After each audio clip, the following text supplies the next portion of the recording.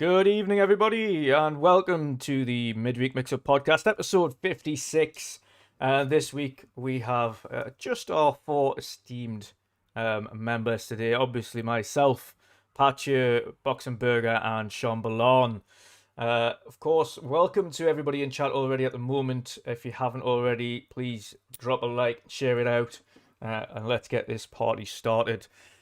First and foremost, our introductions. Before we do that, let's talk about the brief topics we're going to be talking over this evening. So, Xbox's social media Fable teaser mishap, of course, putting out that tweet by Xbox Game Studios Publishing, and then a follow-up tweet, and then unfortunately had nothing to do with anything and nothing to show. we will dive into that and our thoughts on that particular situation and what it could mean for what it could present in the future. Warner Brother and DC Games obviously impressed midweek at their showing on the Warner Brothers mini stream conference. And of course, the game list for 2022 is insane. So far, shaping up to be one of the best game years ever. So we will talk about that. But first and foremost, let's introduce our panel for this week. Shomberlon, how are you doing today, brother? What you been up to? Yeah, I'm good. Not been really up to too much. Like I said in the private thing, I'm getting ready to go into schools now with my university course. So I'm getting a little bit shitting it for that, to be fair. Yeah. But yeah, I've been all right. What have I been playing? Not much really. I played Back for Blood over the weekend. I played that a fair bit. The flipping heck, the level up on that is just insane, going from regular to veteran. Yeah. It's very, very hard on veteran. It's almost like it's not too easy on regular, but it is kind of like you can probably get yourself out of a couple of situations on regular. Yeah. But on veteran, like I think it was like the first level, the team I was with, they were pretty much hapless anyway. But the team I was didn't even get out to up the first ramp out of the building before they all went down. But it's one of those things that I think it must have been their first time doing veteran, because they weren't expecting like the sleepers, the things that are stuck on the wall that jump out at you. Right. They're everywhere in the veteran but you don't get them until later on in regular. So I've seen somebody's already completed on Nightmare, and I'm just like, how do you do that? It's crazy. It is. It's just mental, because it's like it does get a little bit hairy. Like the last couple of levels, there's a bit where you're pretty much shoehorned into you're in like a medical facility, and you're on the outside, and it's like a little cage thing, and they're all climbing over into it, and it's just shooting. And it was just like I did it with my brother. And I was just like, how the hell did we get through that? We barely made it. And on veteran or even Nightmare, I can't even imagine getting out the door, let alone anywhere else. With everything else. But it's a fun game. For me, I don't think it's as good as Left 4 Dead. Yeah. I think thinking back, I think Left 4 Dead is probably a better game. I think it's still a good game. It's modernized, but I just like the characters of like Francis in Left 4 Dead and things like that. I think the character, the banter they have between each other is better and things like that. But yeah, again, it's still a good game. Awesome stuff. Next up, Boxenberger. How you doing, brother? What you been up to? What is up? Doing good. Happy to be here today, even though Erwin isn't here. Man, I missed that dude. I need someone to pick on. I don't want to do that to any of you guys. So I really miss Erwin. No, but seriously, I'm good. I've been playing a lot of Far Cry. Far Cry 6 has consumed me. Took me a while till it really clicked with me. It was good in the beginning, and I liked it, but now I'm totally invested. That world, that sandbox is so awesome. I love it. I also upgraded my PC to Windows 11. It's the first podcast here now on Windows 11, so let's hope all goes well. But I also edited today my first video on Windows 11, and that went pretty well. Nice. It goes smooth. Yeah, it's nice and smooth. It's already up for the channel members, going live tomorrow to the public. And yeah, what else have I been playing? I have jumped around a lot in between different older games. I'm working on a video that I want to use as kind of a gap filler for when the time comes when we don't have actual news to talk about. And so I've downloaded Shadow of Mordor again. I jumped into Nier Automata again, but only like for each game for 30 minutes to an hour to do some screen captures, stuff like that. Yeah, that's basically it. Been busy. I need to get into Mordor again. It's a game I played for like 2 or 3 hours, Yes. and then just put down and never could get back into it. So, in fact, I'm going to do it now. I'm going to download it now and I'm going to start again. Do it. Such a good Mordor's the second one, isn't it? Yes, the second one. Yeah, I was going to say, I did the same with the first one. I put it down for ages, for like a year and a half, maybe 2 years. And just before Mordor came out, I was like, right, I suppose I better finish it. Definitely worth it. Definitely worth it. Great game. Yeah, well, and then I'm waiting for Age of Empires 4 hitting next week. Going to be awesome. Can't wait. Yes, indeed. I'm looking forward to that. I'm also looking forward to Echo Generation as well. Oh. Which is obviously just an indie game that's going on there, but that looks really cool. I've not made my mind up about that. Yeah, I didn't play it in the Summer Games Fest thing where you could play the demo. So I'm looking forward to just seeing what it's like. Really. Next up, Patcher. How are you doing today, brother? What you been playing? What you been up to? Yeah, I'm doing pretty good. Gonna have some busy days ahead. Started around 2 days ago already. So, but yeah, I'm doing pretty good. What I've been playing, I've been back on Forza Horizon 4 because I'm so hyped for 5. So yeah, been racing a little bit, and actually not that much because I try to be focused more on my work at this moment because we have some holiday coming, so it's gonna be busy. But yeah, I think that's about it. Like a little bit Forza, played some Back 4 Blood as well. Yeah. What else? Also been playing Ghost Recon Wildlands since a few weeks. You saw that also on the stream. Yeah, I'm just trying to play different kind of games at this moment because I cannot wait till like Forza comes out or Halo. So yeah. Exactly the same. It's quite so hard. I need to. Yeah, it is, and I need to play some games. I try also this game that you were playing, Rift Breaker. Yeah, but I couldn't get into it, so no, that was a no for me. Is that the one when you take turns? No. This is like you need to. Yeah, so you need to build a base and that kind of stuff, gather some resources and things. But no, it took me like maybe 20, maybe 30 minutes, and I was like, nah, no, not for me. yeah. So yeah, I can understand that. It's pretty difficult. So, but it's not difficult, but all the information that you get about the things that you need to place, not for me. So yeah, no, that's fair enough. That is a game that I have been playing quite a bit of, actually. I probably had about 14 hours into it so far. all right. And that's just over 2 little sessions, which is insane. It's just weirdly addictive, especially if you like it's like Command and Conquer Light. It's such a it's not too intricate. There's not too much you need to learn. It's quite basic. It's like tower defense, but with Command and Conquer elements. It's just strangely addictive. So if you like that kind of thing, Sean, then you will like this. Can't say I'm a big fan. Of course, it's on Game Pass. So if you just want to try it, you can just try it. Yeah. But, just try it. But yeah, we will get into our topics for this evening. So, of course, the first topic is discussing the, I would say unfortunate, but Xbox/Microsoft have a habit of doing this. When they're on a roll, they always slip up a little bit.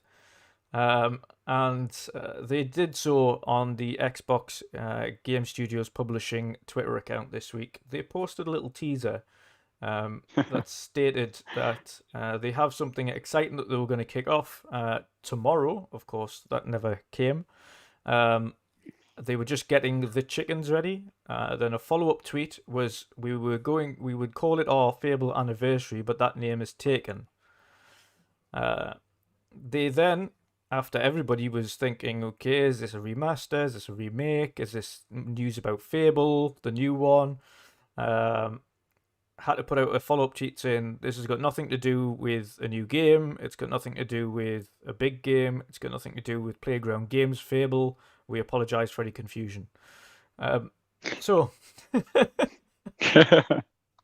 Wild Yeah. by Xbox. I don't know why they felt the need to do this. It could be that in potentials, and this is just looking at potential circumstances, that there is something being worked on, and that the person with the information put out the information too soon on the social media account, or was told to put it out, but whatever it was wasn't ready, and it wasn't actually given the go-ahead from the people above. It's such a strange one. I'm going to start by asking Shom's opinion on this. Shom, what did you make of that? It's like you said, they seem to have a habit of doing this. I mean, not as often as they used to. I mean, pretty much every announcement was just a foot-in-mouth announcement during the Xbox One era. But yeah, it's just really odd how, especially when nothing happened as well. Yeah. So Yeah. I think maybe something was due to happen, and all of a sudden they've had to postpone it, and it's just unfortunate. But it's what's the old adage? How many stones does it take to make a pile, or something? You know what I mean? It's how many times does it have to happen before it's a habit that they do. So I don't know. I don't know what they're playing at. The rumors are that it's going to be a kind of a trilogy of the Fables, or remastered, which I'm not really that bothered by. If it's not a significant upgrade, if it's just let's stick it in 4K with a bit of HDR and 4K 60, I'm not overly that bothered, because it's one of those games where the graphics aren't something amazing anyway. I mean, they're probably good for the 360 thing, your Mac, but now it's like you can still play it and have fun, is what I mean. You don't need the graphics. So I don't know. It'd be interesting to see if something comes in the next couple of days or weeks regarding a Fable thing, because that's very much what they were hinting at. So it was just going to be one of those wait and sees, I guess. Yeah. Archie, what did you make of this situation? Did you take anything out of that, or the way that they went about it? What did you make of it? Well, someone made a boo-boo, right? I don't know what the boo-boo was, actually. I don't know what the mistake was. It is a weird thing. On the one hand, someone working for the Xbox Game Studios, doesn't matter which studio, should know that when you put out something with a chicken on social media, that everyone automatically jumps to the conclusion Fable. But on the other hand, you don't know. Maybe the guy or girl was hired recently, is new to the job, taking care of the Xbox Game Studio publishing social media account. You don't know what happened. Yeah, I mean, every studio has their own social media managers and so on. So it's not from the mother company. It's the own division that own studio that has its social media manager. Maybe he or she didn't know what she's doing. It could be, but it could also be the fact that it was released a little bit too early. Yeah. But then it would be weird for the Xbox Game Studio publishing to tease Fable. Let's be real here. Yeah, that is an IP that belongs to Playground now,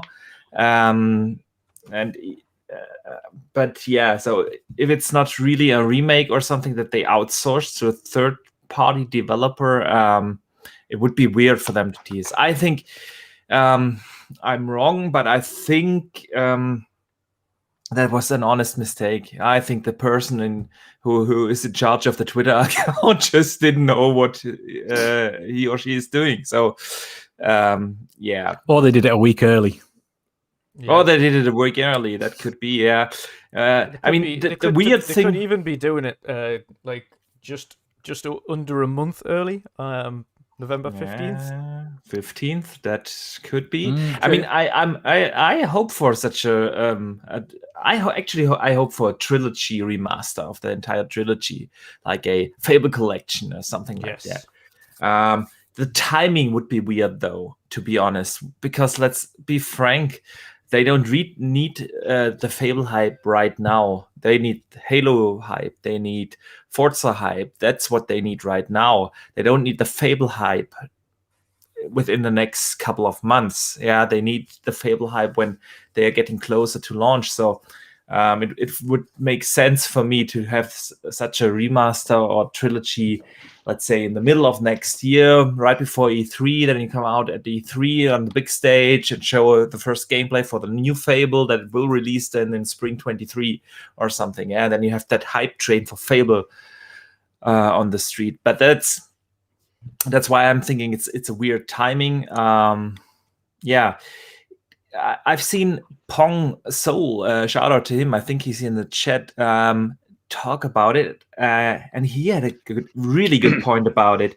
The thing is, he thinks basically it's an accident and was released too early, that there is actually something, because there was literally nothing that the Xbox Game Studio Publishing announced on Monday. Nothing. Yeah.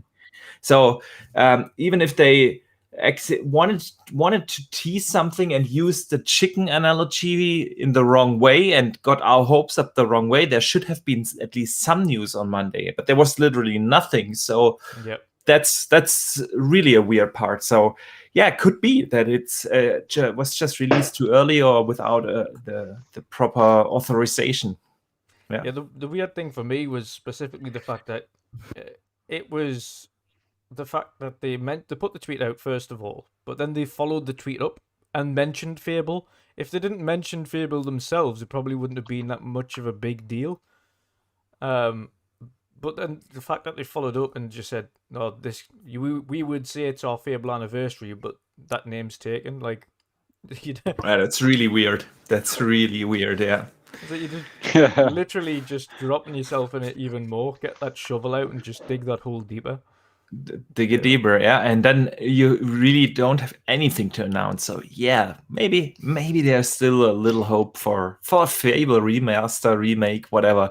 Yeah, and I'd love that. I'm in the mood, especially since the two RPGs that I plan to play over the big Christmas, New Year's holiday break got just delayed to 2022 with The Witcher 3, the next gen patch, and Cyberpunk, of course. Yeah. I actually plan to play those games over Christmas, and if they now bring out a Fable again, I would be all up for that. Exactly hit my needs for the gaming season. Yeah. Patya, have you played any of the Fables before? No. Oh, you need to experience them seriously from a humor point of view. All right. It's like really dry humor. Like you'd like it. Especially for the first one, it might feel a bit old now, because obviously they're older games, like Xbox 360 old. Yeah. But really cool games. Obviously, you can decide whether or not you're good or evil, and obviously you become a ruler. And decide how kind of the lives and deaths of your people and things like that as you go through and play the game, and it is quite cool all the way through. It's a really good story. It's got some huge names in it as well, in terms of like British actors. Yeah, it does. It's just a really, really cool game. You'd enjoy it, and again, it's on Game Pass for anybody who hasn't or wants to play. Go back and play the originals. It is on Game Pass, so you can't miss out. I think I actually own the game. Fable. It's there. You just haven't played it. No. But yeah, I mean, I would personally love a remaster of and again, this is mainly because it's been a long time since I've played the Fables. I think I tried to play it a couple of months back. I tried to play Fable again, and I was like, God, this feels clunky. But that's because obviously we're used to these nice modern games with like smooth frame rates and smooth controls and smooth gameplay and all this stuff. So don't they have FPS boost? Possibly, yes. Possibly. I am not 100% sure, but I think I read something about them having FPS boost. I might have played it before that then. But yeah, it's. I would love for them to do a nice little just a stopgap before we get Fable. I would love for them to do a Fable remaster, or even just if they announced like proper proper kind of enhancements coming to it, like a Series X enhanced patches coming to it or something like that, where you get the auto HDR and you get the I don't know, even whether or not they can implement Dolby Vision into it respectively, or the variable refresh rate and higher resolution, obviously 4K.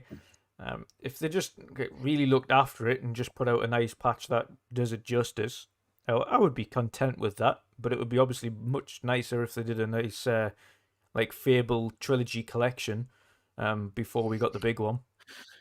If they did, they need to remove the co-op tethering from 2 and 3. Yeah. Where you have to stick beside. But is it co-op or not? 2 and 3. 2 and 3 are. 2 and 3 are. All right. Yeah. What would you make with Boxenberger? Would you love a remaster? No, a remake. You want a remake? I want to remake. Yeah, remake the first one and put the other two into a trilogy as remasters with FPS increase and resolution boost and that would be awesome. Because I mean the trilogy is awesome. Higher resolution textures and things like that put in it. Yeah, exactly. Making use of higher anisotropic filtering and everything, and then they're that old. I can't see there being that much difference, though. There's only so much you can do. Oh, there's pretty much a lot you can do. I mean, look at the Mass Effect remasters. Yeah, those weren't remakes; those were remasters. I suppose if they were to try and do that, if it's just a case of just adding a little bit of fluff, then there's no point. But yeah, if they kind of do a Master Chief remake type thing, especially if you can do the flick between the two styles. I completely forgot about how good certainly the differences if you play Halo 1 on Master Chief Collection and you switch between the OG Halo CE versus the remastered version. There's night and day difference. Yeah. Oh yeah, like I said, I was playing it the weekend before last with a friend. I went through the first one, and just going back between the two, we were both like, "Oh my goodness, it is rough looking." The original, you forget everybody has this kind of like, Halo, it's this, it's that. No, it's rough. It is really rough. The OG Xbox version. But those were actual remakes. Yeah, they put the games into new engines. They remade the assets again. They even re-recorded most of the audio effects. So that's a proper remake. With a remaster, of course, there's only so much you can do. But if you do it properly, it still helps. And especially considering those games that are really early in the 360 days, and by now they're really old games. So there's really a lot you could do, and Fable would definitely deserve it. It was during the 360 days. It was one of the big Xbox franchises. What was along there with that? There was Gears, Halo, and Fable. Those were the three. Yeah. Project Gotham. And well, that already disappeared during the 360 days. So, but I agree with you. Yeah, the thing is Fable really deserves more love. Even the third one. I know a lot of people don't like the third one. I thoroughly enjoyed that one too, especially in co-op. Great games. Oh yeah, 100%. But to come back on that tweet, because like what Boxenberger says and Pong also what you said is that probably it's a mistake, but like I was thinking, could it not be like that they are just looking for the reaction of people, because that a lot of people are waiting for Fable, and I'm just thinking that probably they are like waiting for or wanted to see a reaction of the you mean like people on social media. Test the waters to see how people react to Fable news. Yes, something like that. Yeah, that's the first thing was that I was thinking when I saw the tweet and all the people responding on it, and they gave the reaction about it's Fable anniversary, and I was like, okay, and then people they went nuts on it. So I was just thinking like maybe it's like to see how people are reacting on this, so who knows? It brings more hate when they do that, though. Yeah. Causes more Also, frustration. You know what the Yeah. weirdest thing is though is like Xbox Game Studios Publishing pretty much they very rarely post if ever. So it was very strange to see them post anyway because the last one they did was after E3 and that was just to put the Contraband trailer on there. That was the Unless last time somebody they logged posted into the it. wrong account. Yeah, that's all I can assume is that someone potentially logged into the wrong social media account and it was meant to be something else. Like, oh yeah. oops. And I think like Boxenberger said, what you said before is that maybe it was a new one. I think that new one got fired. So, but it was like that, but I don't it's want to have the job of such a social media account. Oh, God, You have to be really, really careful with everything you say, answer what you like, what you don't like.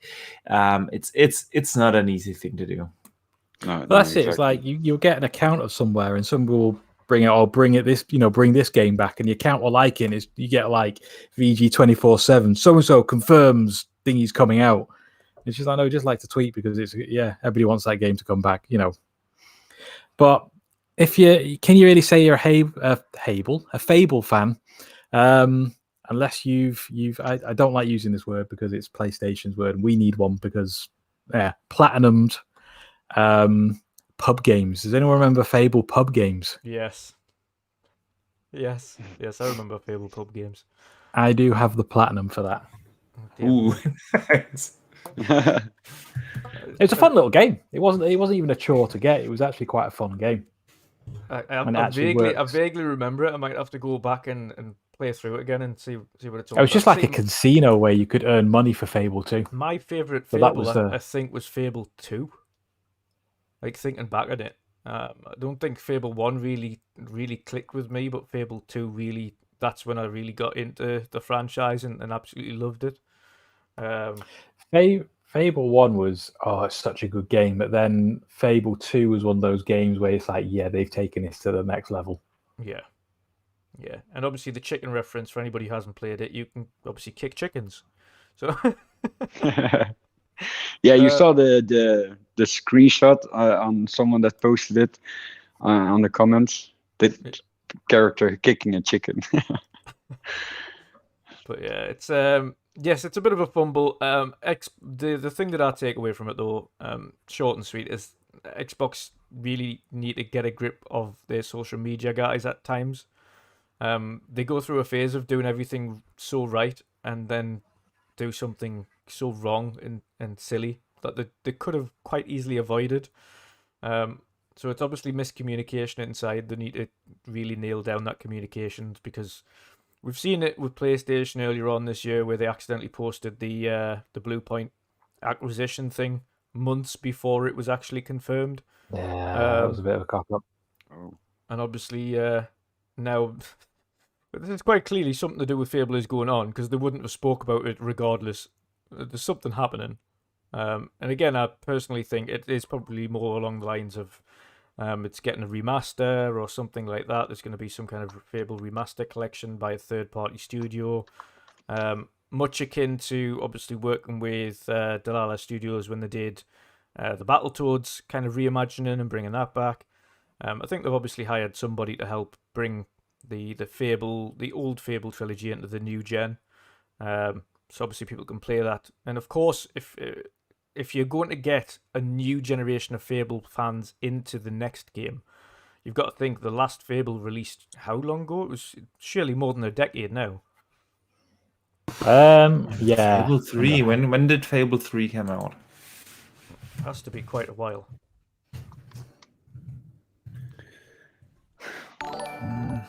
2010. Oh yeah, 2010. Yeah. So 11 years. 20. So 11 years. Wow. So you've got to think there as well from a fan perspective, or at least a new fan's perspective. Bringing people into this next Fable game, you're going to be wanting people to get interested in it before they because a lot of new people won't be familiar with the franchise, especially the younger generation. If you think even way back to kids that are maybe like 16, 17 now, they won't have played Fable or the original Fables. Yeah. And even potentially some that are 20 years old now won't have played the original Fables. It depends. Yeah. So to introduce them into this new Fable, what better way to do that than remaster the original trilogy and bring that into the new age, and get everybody playing the old school again. I think it'd be absolutely awesome. And Xbox has that with a lot of with some of their upcoming games that are actually reboots. Like the same goes for Perfect Dark. Yeah, who has played Perfect Dark in this generation? It's like what, 14 years now, 15 years since the last game came out, and that even didn't get the biggest audience. Yeah. So and the original is like, what now? I want to say 20 years at least. So that's basically a new IP, yeah, because most of the gamers, 100%. yeah, most of them weren't even alive. Exactly. And so that goes for a lot of these older IPs, and I've talked about that. Much like Perfect Dark, whilst you're on the topic of that, that was one of the OG scary games. That was really one of the really cool OG scary games. Like, indeed, I loved, and to be fair, I loved Perfect Dark. It was a shame to see that completely disappear off the face of the earth. Such a good IP. Such a good IP. It was. Carry on, anyway, especially when you think about how it originated. Yeah, actually, they wanted to do a sequel to GoldenEye, but they were not allowed to use the James Bond IP anymore, and that's why they created Perfect Dark. And I was actually expecting, when I played it the first time, now 20 years ago on the N64, a direct sequel or a spiritual successor to Perfect Dark, that to GoldenEye, and then when you played it, and suddenly the scary parts happened with the aliens and everything, and that was so awesome. So yes, a little spoiler territory here, but I think it's okay after 20 years. Yeah. And that was really good. Xbox Mike just posted in chat. Perfect Dark came out in 2000, so 21 years ago. Such a great game. Dear me. I mean, Shom, it's not too long ago. Was it yourself playing the Perfect Darks again? I don't think so. Someone was. I don't know whether or not it was yourself. Someone was playing the Erwin. I tried it like it was Erwin. Yeah. Erwin was. Yeah, he was streaming it. Streaming it as well. Yeah. I tried it a couple of years ago. It was just too rough for me. Yeah, I think Erwin said that, especially the first one. He said yes, it's pretty rough. Oh dear me. But yeah, it'd be awesome. It's going to be awesome to see what they do with that when that comes out again and again. That would be really awesome to see some of these old franchises just given a quick fresh lick of paint, a nice little collection thing to come out and say, right, here's the original stuff. Bring some of the new gamers into the new age before the big new game comes out. Looking brand spanking. And see what they can actually do with that. I think it's a good way to kind of entice people in. And again, with this Mass Effect trilogy remaster that they kind of brought out, unfortunately Andromeda didn't hit the same heights as previous. Obviously it had a lot of issues at launch. It wasn't necessarily the worst game ever made, but it just didn't, the fans specifically didn't really like it. But of course they do have the new Mass Effect coming in the works, so the trilogy only made sense. It just brings people back into it, and anybody who hasn't played it yet can get a chance to see what it's all about before diving into the new one when that eventually comes out. But we will get into our next topic, and before we do that, big shout out to Marion, of course, for being a member on the channel for 3 months now, 3-month membership. So thanks again for that, Marion. And he says, see you guys Friday. Of course, if you weren't aware, if you haven't already checked out the channel, work with Marion to give him a platform to try his hand at game reviews.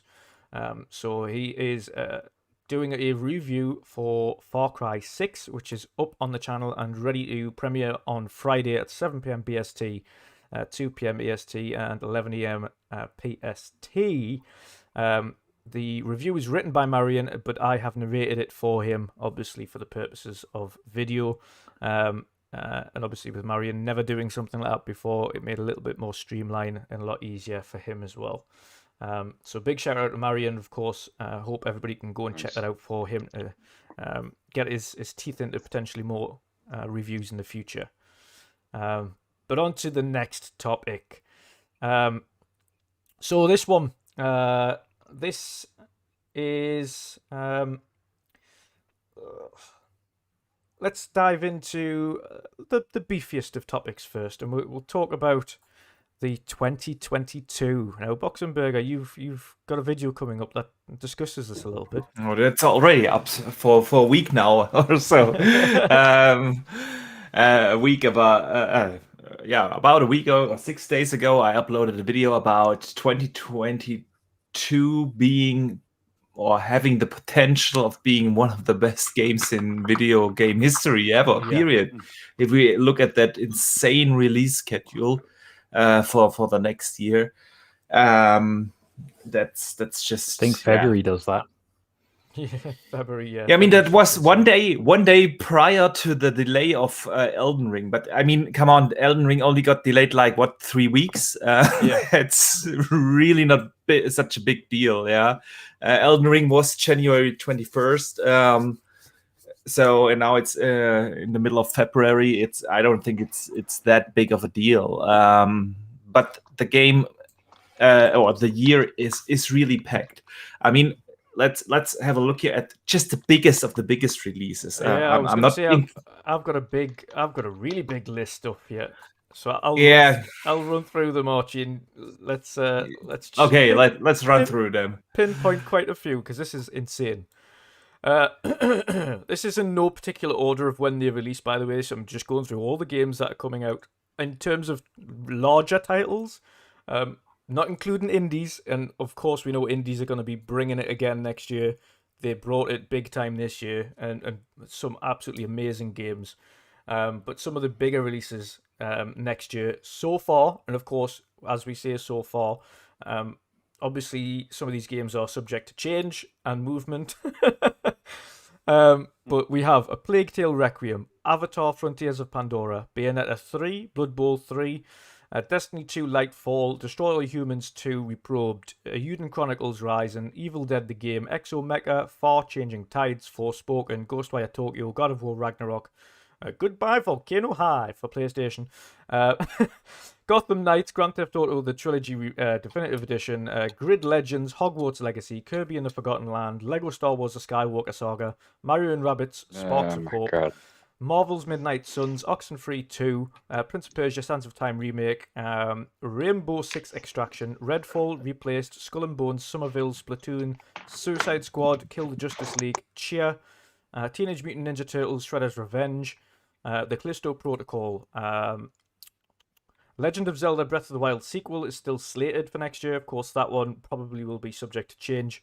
The Lord of the Rings Gollum, Uncharted Legacy of Thieves Collection, Vampire the Masquerade, Warhammer 40,000 Dark Tide, Starfield, Test Drive Unlimited, Solar Crown, Stalker 2, Heart of Chernobyl, Gran Turismo 7, Stranger of Paradise, Final Fantasy Origin, Tiny Tina's Wonderland, Triangle Strategy, Saints Row, Elden Ring, Sifu, Horizon Forbidden West, King of Fighters 15, Dynasty Warriors 9 Empires, Dying Light 2 Stay Human, Monster Hunter Rise, Pokemon Legends Arceus, and Life of Strange Remastered Collection.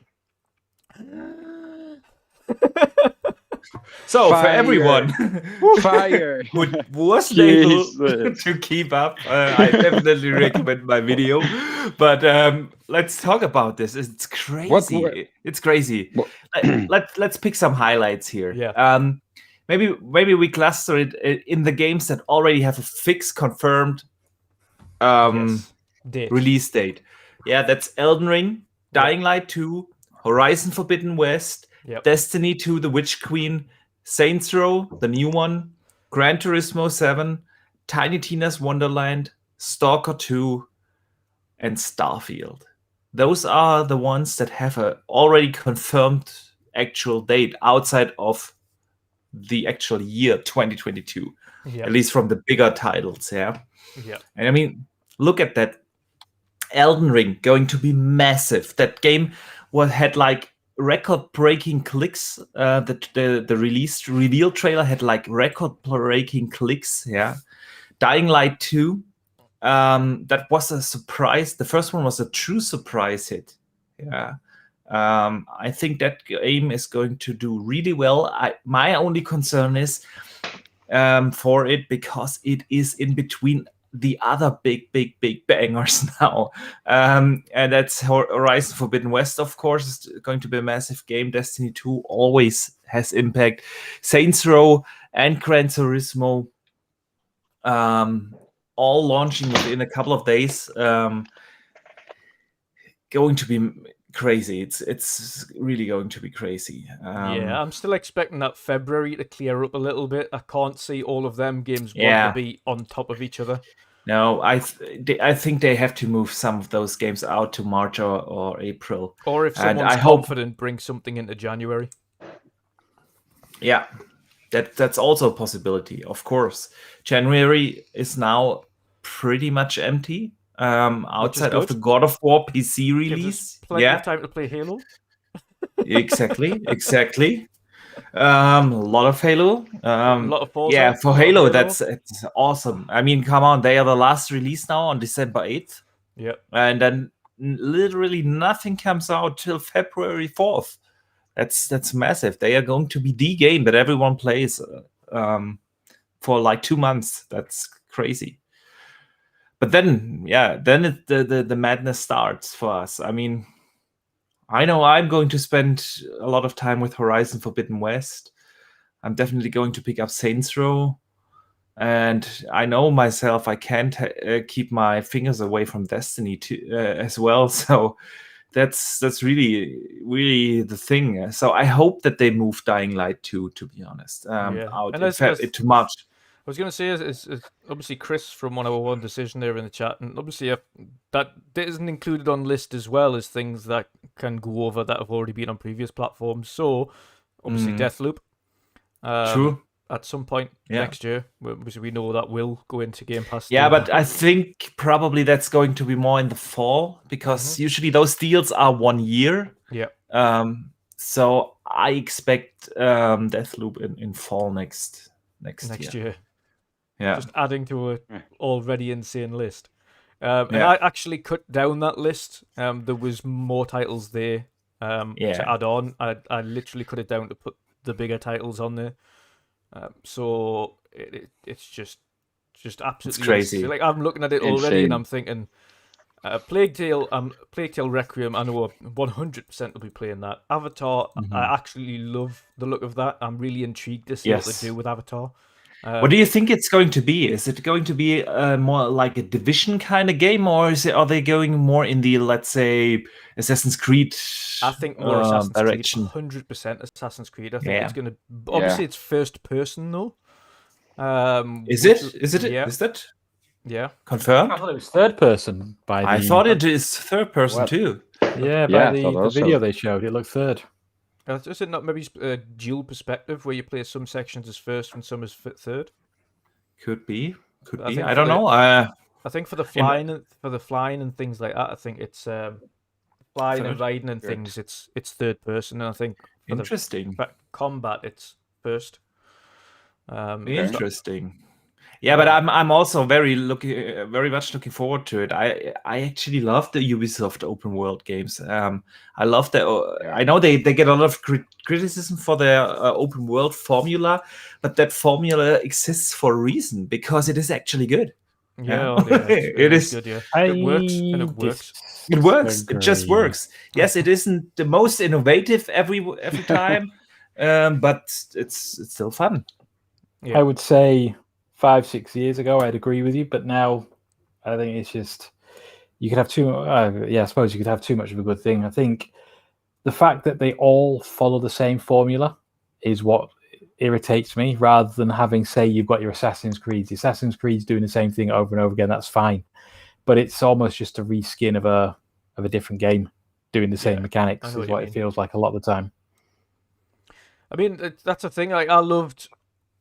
See, I wasn't much of a fan of, and this is something that people will.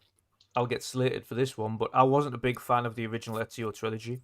I just didn't get on with it. Boo! Oh yeah, Boo!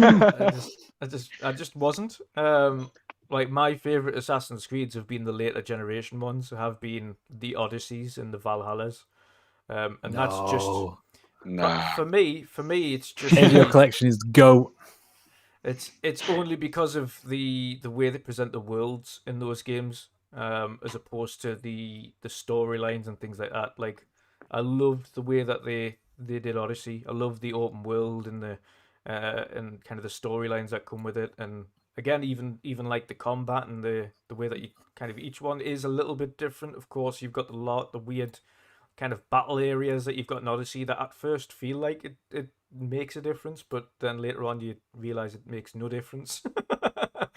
But I just loved it. I loved the open world exploration of it. The kind of you can literally go and search anywhere, especially in Odyssey, where you could just take your crew, build up your ship full of Yeah, your Odyssey crew, was the best. So good. just go and explore different islands and things. But that's what I'm looking forward to Avatar. Is there Ubisoft's ability to do this exploration stuff, and in Avatar you need exploration. And I think that's one thing they do get right.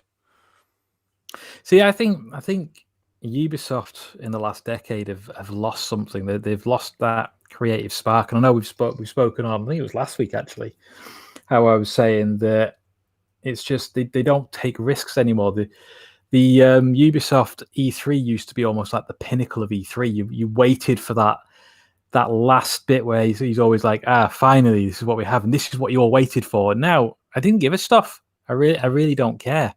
It's lost that spark for you. I don't know what the word. Yeah, it's just the games are good. I mean, with the Assassin's Creed, the later ones, for me, they're not Assassin's Creeds. They're still good games. I still enjoy them, but for me, they're not Assassin's Creed. They could have made a new franchise out of that. I know what you mean. But it's just, I don't get excited by Ubisoft anymore because you've always got a Rabbids thing. You've always got a Dance Central thing. You know what it is? I actually completely understand what you mean by they could have made a new franchise out of Odyssey and Valhalla and things, because Valhalla didn't need the assassin thing in it. It could have stood up on its 2 feet without it. Yeah. It didn't have to. They could have just called it Valhalla and put it in the same Origins game. was all right because it did kind of explain how it came about and the Templars, but again, it was still, it was almost like, let's quickly write that in. The rest of the story is a good story about Bayek, but that's it. Yeah, but I think you're right. It's one of the nicest Assassin's Creed, in my opinion. Origins, that's the one I really loved. Yeah, I remember you playing through it quite a bit. I remember you pretty much going through all of that.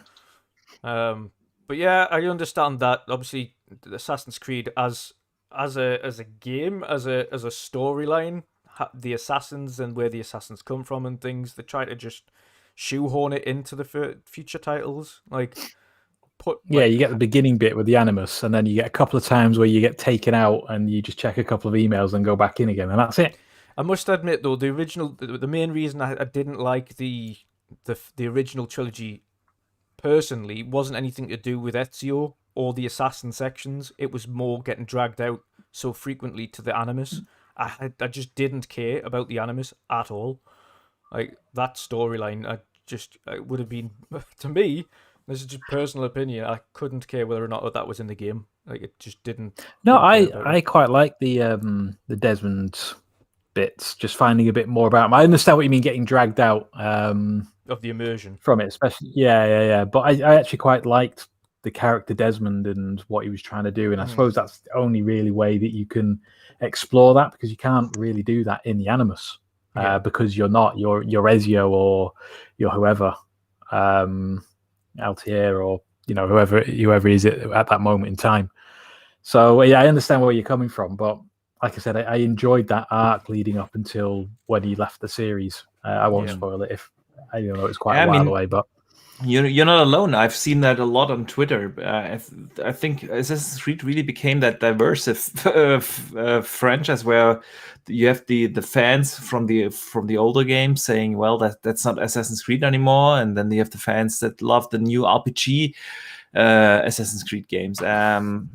I still enjoy them. I always look forward to the Assassin's Creed open world game, Ubisoft open world games, and so yeah. Let's have a look at some other another publisher. Warner Brothers is going to have a giant 2022. Yep. Hogwarts Legacy, Gotham Knights, and Suicide Squad within one freaking year. How awesome is that? Do you think one's going to get pushed? I don't know. They actually just confirmed Suicide Squad also for that year. They confirmed Gotham Knights, and it was like 2 months ago or so when they pushed Hogwarts to 2022. That was actually also 21 years. So they all basically have right now their 1 year delay already. Yep. So I don't know if they are going to push it. Yeah. And maybe let's have a short discussion here. What we expect from those kind of games. Let's start probably with Gotham Knights. I think that's the game we know the most about. Yeah. We know it focuses a little bit more on RPG mechanics. It's going to be an optional co-op experience. Yep. And I was wondering if you can play with up to 3 players the game in co-op if you want to. One of the 4 characters that are on that main title as well. Yeah. That's pretty cool. That's really cool, and they've shown some really cool gameplay footage of that co-op mechanics. That looks really cool. Then, of course, a little bit more RPG focused. Yeah, and I was really wondering whether they go down the same road with Suicide Squad. Is that going to be? I mean, is that going to be a co-op? You know what the feelings I got from the feeling I get from that one gives me more of a what's the name of it? It was Xbox before they went to PlayStation. Insomniac. What was it called? Sunset Overdrive. Yes, it gives me a Sunset Overdrive feel. 100%. Yeah. That's what that game looks like to me. Okay. It looks like a big Suicide Squad open world mission based Sunset Overdrive. Well, I like that idea. I don't know whether that's going to happen because from the way that they set up the trailer, it really pushes out for narrative focused game. Yeah. There's this story behind it, but you're definitely right. I haven't thought about it this way, but the craziness definitely reminds of Sunset Overdrive. And I mean, having 4 main characters in the game actually invites you to make it a co-op game as well. So I wonder how similar those two will actually play and turn out to be. Yeah, and again, maybe the same type of gameplay, but with a different story and characters.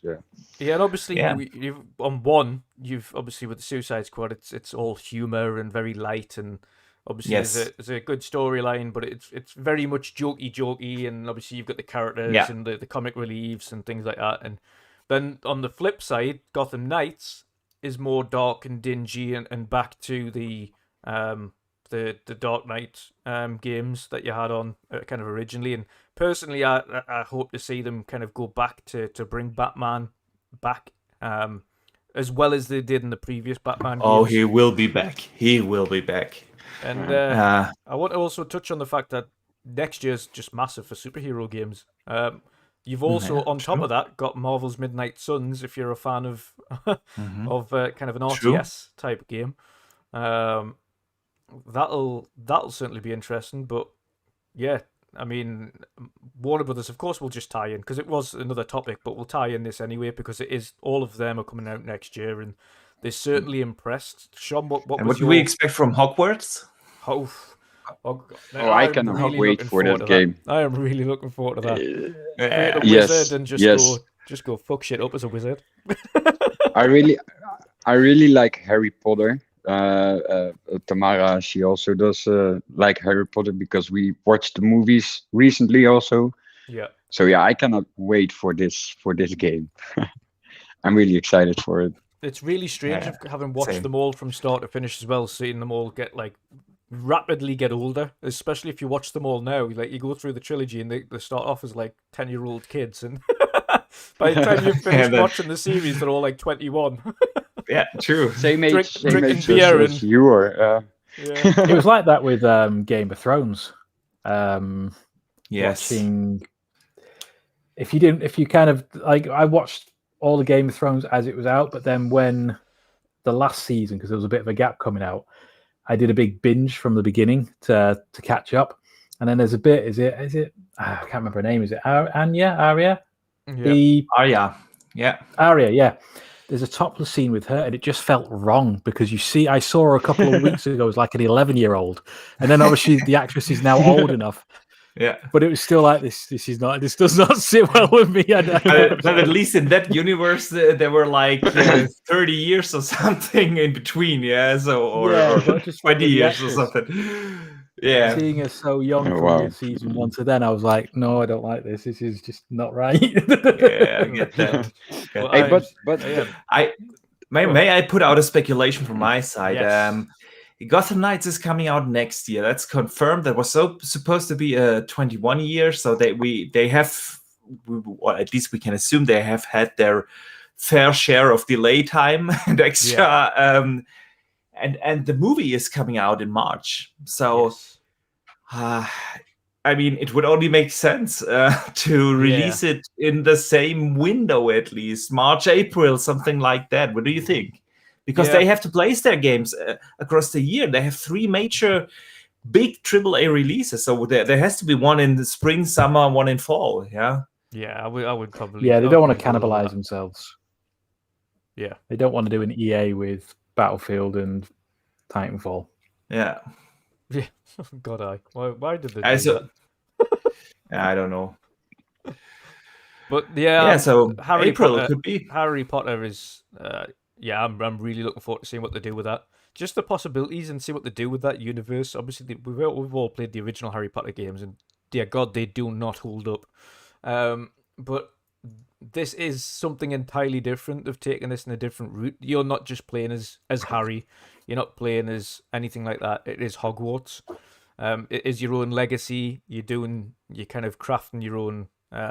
Should we say your own wizard and going through your own stories and things like that, and some of the puzzles and things like that are in the game look cool, and the way that it's presented, it looks extremely intriguing, and I'm looking to see loving what it is presented so far, and looking forward to seeing what that game is when it does come out. I'm curious if is this game like before Harry Potter, or is it after, is it like at the same time and it's before Harry Potter? About 100 years before. Oh man! So Dumbledore is still young, very young. I mean, he still looks the same, but he's younger. He's younger. Yeah. But it would be really cool to actually see, like you said, okay, it's 100 years before. Yeah. Okay, so Dumbledore doesn't exist yet, but it would be pretty nice to actually see some of the characters that also play in the movies and that you see, Yeah, so I don't know what you mean. In the game, that's pretty another nice. one you will see as well is obviously Hagrid. Hagrid is in Harry Potter universe. Technically, if you know the lore of Harry Potter, Hagrid is actually probably the most powerful wizard in the entirety of Harry Potter. He was actually they took his wand off him, but he can do spells without magic. Without a wand, he can actually just do spells.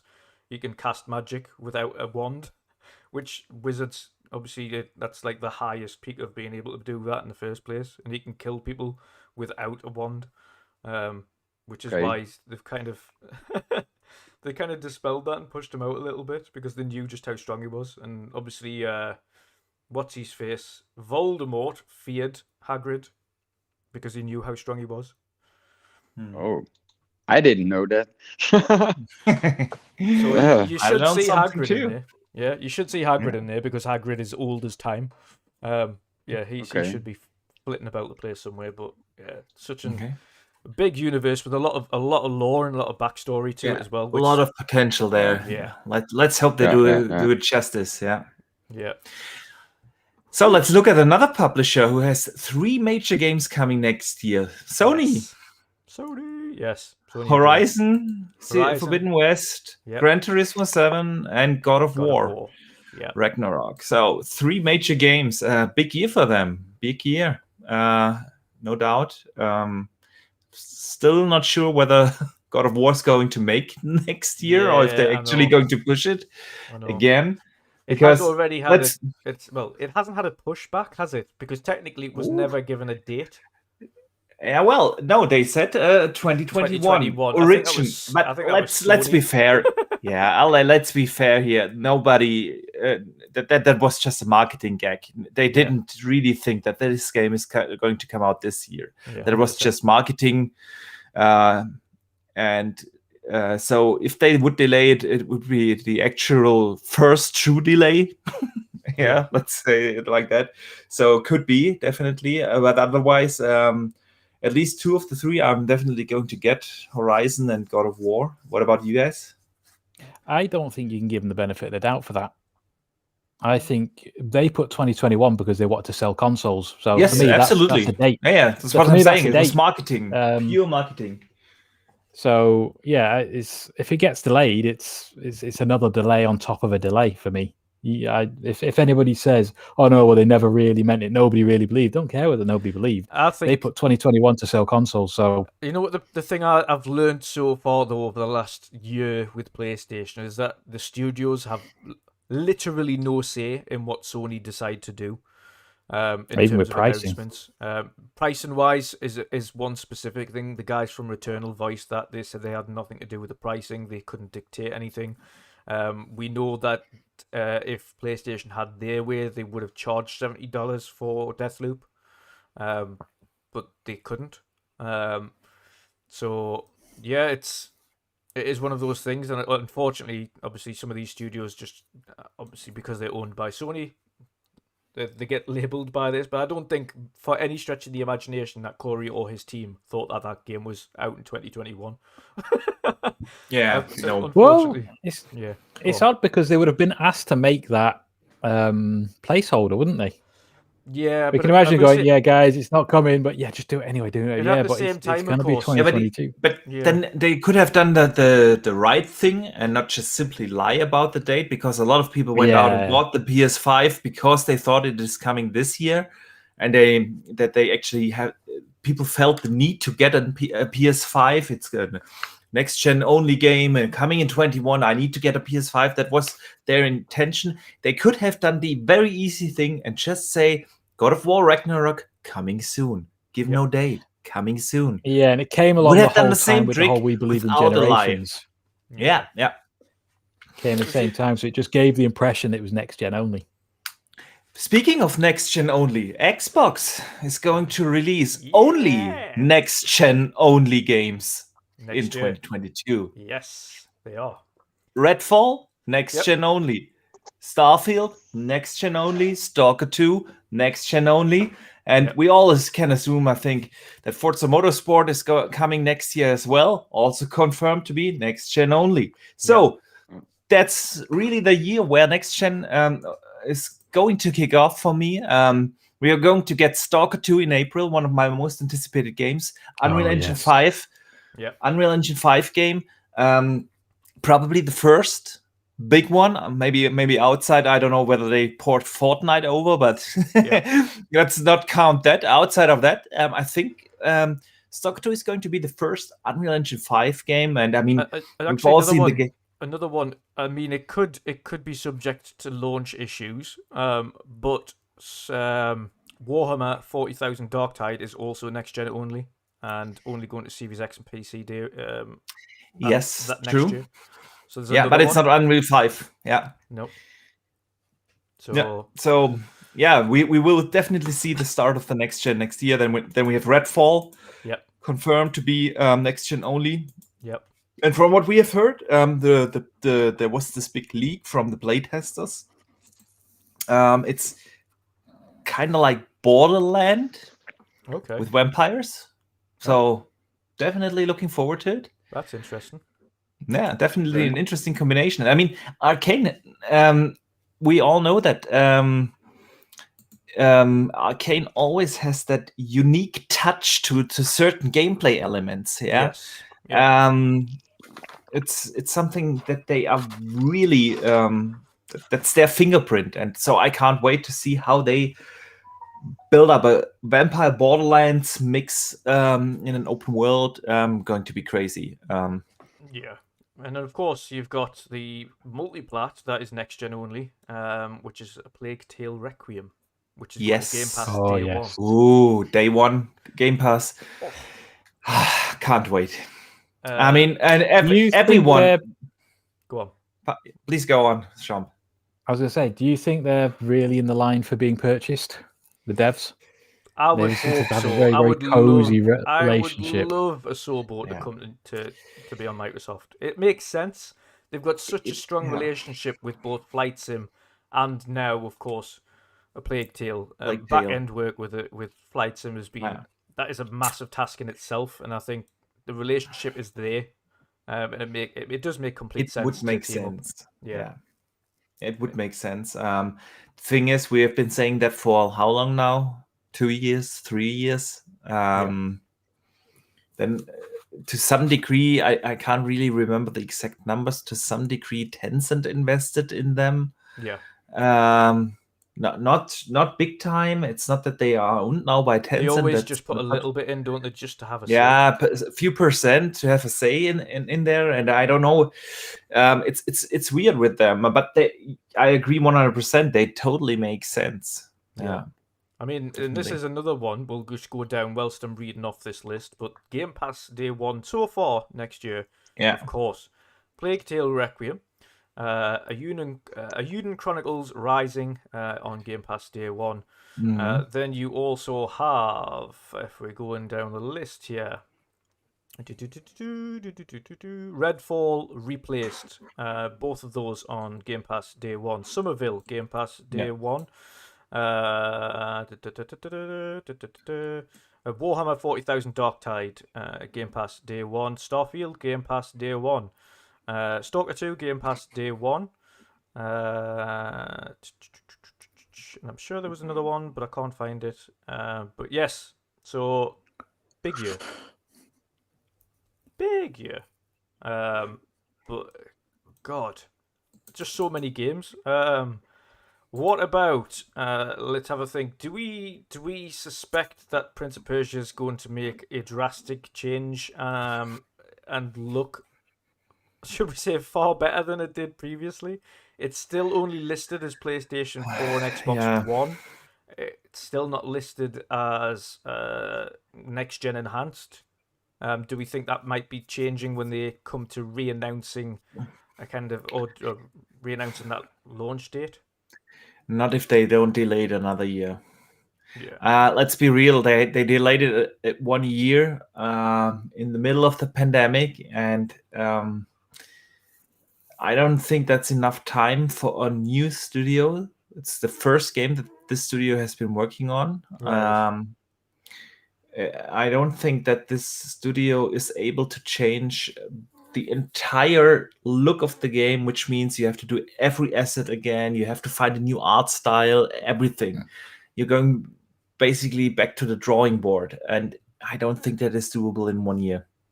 Yeah, it's a good point. It looked pretty damn poor when we seen it last time. It rightfully got the backlash. Unfortunately, that game was nowhere near where it needed to be from a visual perspective. It was so out of place in a sea of current gen games at the time. It wasn't even comparing it to next gen stuff that we'd been kind of seeing.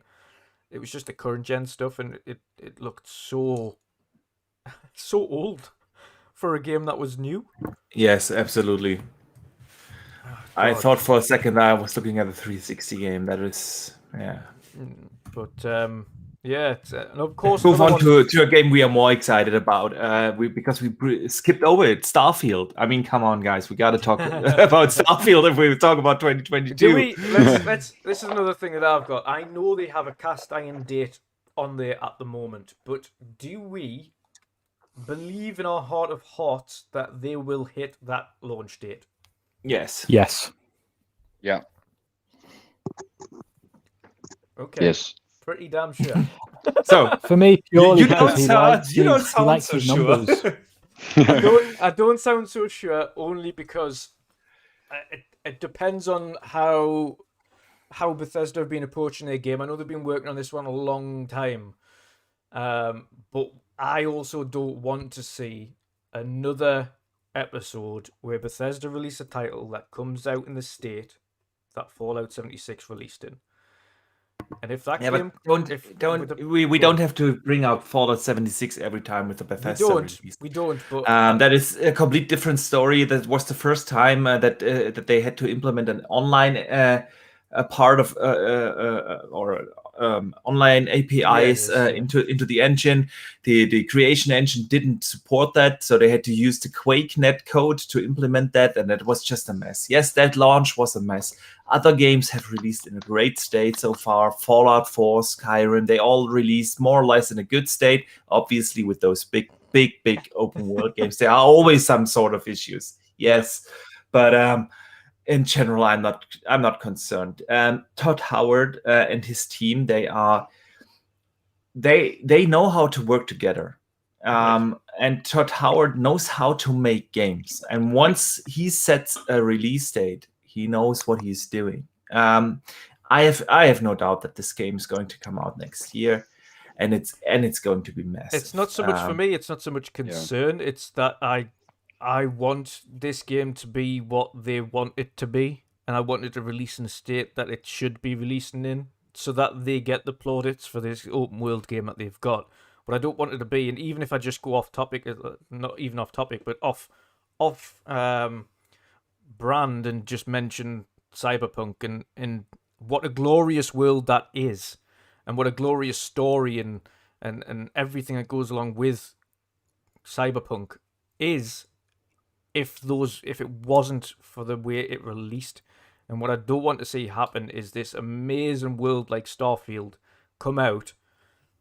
Granted, it's still a year out, yes, so they've got plenty of time to still work on it. It is a new engine, the new creation engine, that they've done a lot of work on in the back end to try and get running. But what I don't want is another Cyberpunk. I want, because Cyberpunk was so great, but because of the way it released and because of the backlash it got, it literally has been forgotten. And I don't mean forgotten in terms of the game. No one knows about the game. I mean, no one wants to play it because of what happened. I mean, they're literally just going, nah, I'm just going to wait for the 2020, well, the patch, which has now been postponed. Speaking of delays, we also have the Cyberpunk and Witcher 3 next-gen patches going in next year as well. But yeah, I just don't want to see Starfield in that situation. I hope in my heart of hearts that it does achieve a smooth launch. But that's why I'm saying, do we think it's going to be delayed? No. Whether or not Microsoft look at it and say yes, or whether or not they get round to it and do the thing for it like they did with Halo, and potentially look at it and go, you know what, guys, that could do with maybe another few months, and then push it on. Do you think they could do that? I think it was supposed to come out this year, and they've actually delayed it. I've already delayed it. Exactly. Agreed. I think agree. Delayed it because we have heard saying that we're delaying it. Yeah, we have heard, and I think Xbox Mike also said it in the chat. We have heard it multiple times from different sources that the game was actually close to finish when the pandemic started. They were just about to enter that polish phase, that playtest phase at that time. And obviously, playtesting and stuff when the pandemic started is basically a complete break. You can't do it at all, especially with such a massive game. And then, things happened, and that's why I agree. I think they already delayed it internally. I'm gonna kind of I would say take a knee as King David would say. But Shizno's got a very good point actually on this time around. Unlike previous Bethesda games, they don't have to make this game for multiple platforms. Yes. They've got Xbox architecture to work with, i.e. Windows, which is essentially universal now. And only next gen. They don't have to be. So yeah, Yes. he's got a very, very good point there. It's much more straightforward for them. Yeah. I think the only thing is if we know this game now is next gen only, and Xbox only, it shows how far back Microsoft and Bethesda would have had to start these talks in order to get that to happen, because they surely wouldn't have worked years and years building on that Starfield for PS5 if they're just going to just Well, scrap that it would be done by altogether. PC first anyway. Majority of the bulk work, and then the last bits would be converting them over to consoles. Exactly. So usually these games are built on PC and for PC, and then really just in the end when all comes together, they are ported over to the console and optimized for the respective system. So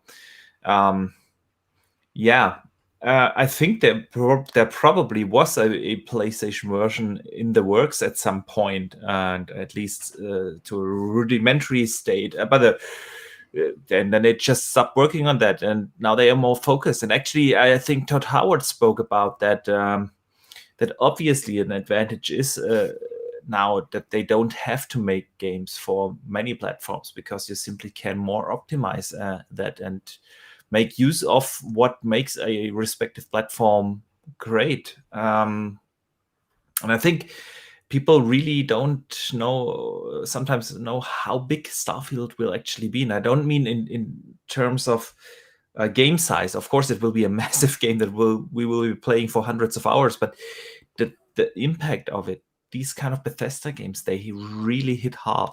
I mean, look at the impact that Skyrim had, or the Fallout franchise. They are giant, and for Xbox now to have that new IP, this game is going to have such an impact on the gaming industry. It's really big. But okay, also with Starfield, they had the teaser, right? That they shown with the big ship and the character. Apparently, it was a little more than just a teaser. That game it was in game. Apparently, it was not just in engine. They said they did that without adding any theatrical or movie like tricks. What you usually do when you have an in-engine trailer. Yeah. So it was really. What you saw is what we get in game. Yeah. So I'm curious. Like for sure they're gonna show some, maybe a gameplay trailer or something, But I'm curious in which time are they gonna do it? E3, I reckon. Of course, E3. Yeah. E3 next year for sure is the time where we'll see. Yeah. I think we'll get Halo gameplay from the campaign at the anniversary thing next month. Yes, 15th. Agree. Yeah, most definitely. They said they're going to talk about Halo, so obviously the one thing for them is they'll be recapping Halo over the years, because it's Halo's 20th anniversary as well. So they'll be doing Halo's kind of through the years, Xbox's through the years, and then I think they'll finish the rewinder type thing of, and this is where we find ourselves today, and then show off the campaign for Infinite. I think that's probably the way they'll do it. But so I'll take an A on that one, specifically, obviously, with the point that Shizno made, which is, of course, and I do keep forgetting that, it is only made for Xbox and PC now, as opposed to multiple platforms. They don't have to worry about that anymore. And even Todd Howard himself, I remember said it makes things so much easier. It makes things a little bit more streamlined. They can just concentrate on one thing. Makes development process a lot quicker and a lot more streamlined. So, awesome stuff. Stalker 2, as you mentioned before, that game already looks phenomenal. Have any of you played one of the Stalkers previously on PC? Of course. Sure. Tried to All play of the them. first one, but I'm my head can't get around the mouse and keyboard.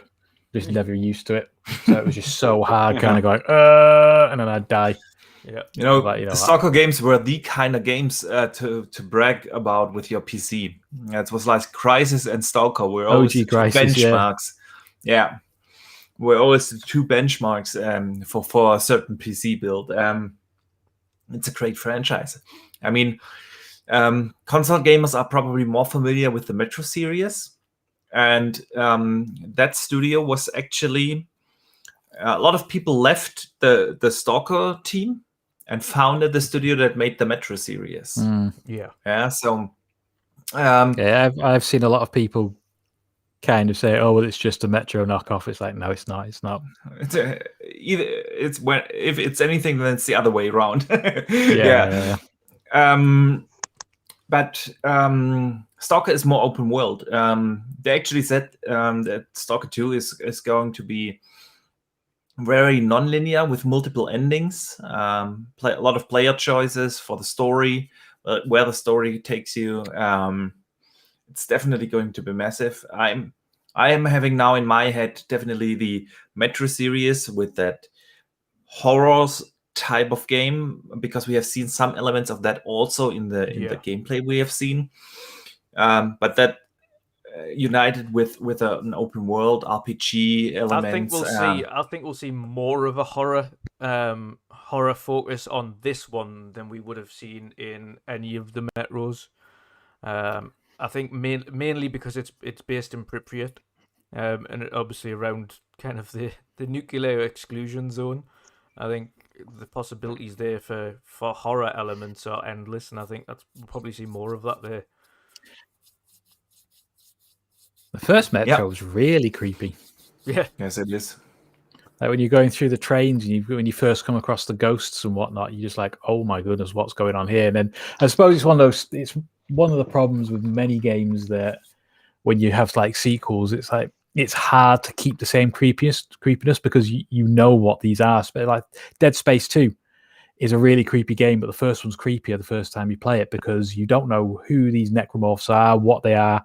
Whereas when you fight them in the second one, you're like, right, now I have to kill these quite easy. Right, bang, bang, bang, done. Yeah.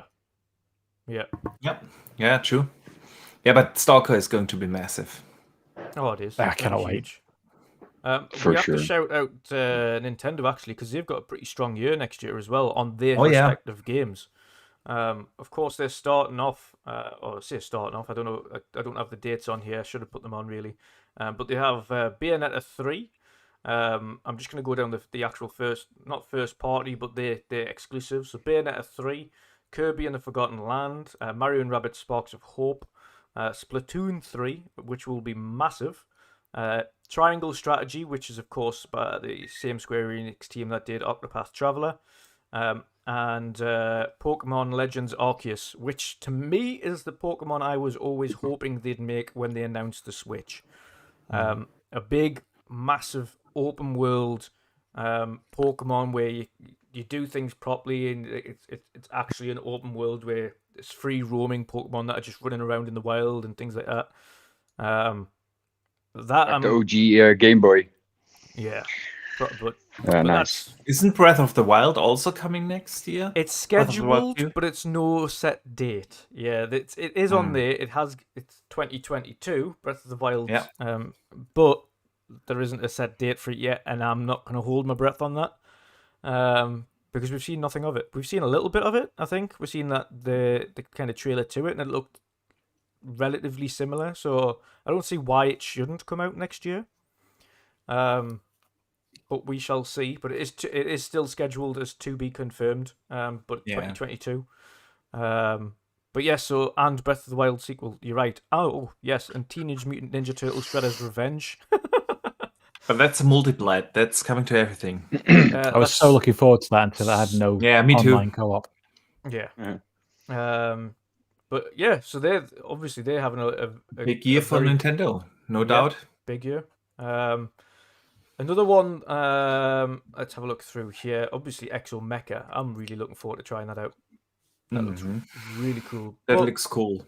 shout out to two of these smaller indie devs on that list there, but I did want to include them because they are really, really looking good. Both Summerfill and Replaced. They look really impressive. Really intriguing as well. Summerville looked really intriguing. Callisto Protocol, I am not sure whether or not that makes next year. I don't know. Ghostwire Tokyo is coming next year. Yes, it is. Yes. Yeah, another big one for Sony initially. Obviously, that'll fall into 2023 for timed. Xbox. Yeah. Timed. And then we have Final Fantasy 16. Yes. And Actually, as well as Final Fantasy 16, you have the multi-plat title as well that I mentioned when I find the name again on this massive list. Jesus. Forspoken. Forspoken, Final Fantasy 16, and no, there was another one. Where did I put it? It is in here, and I will find it.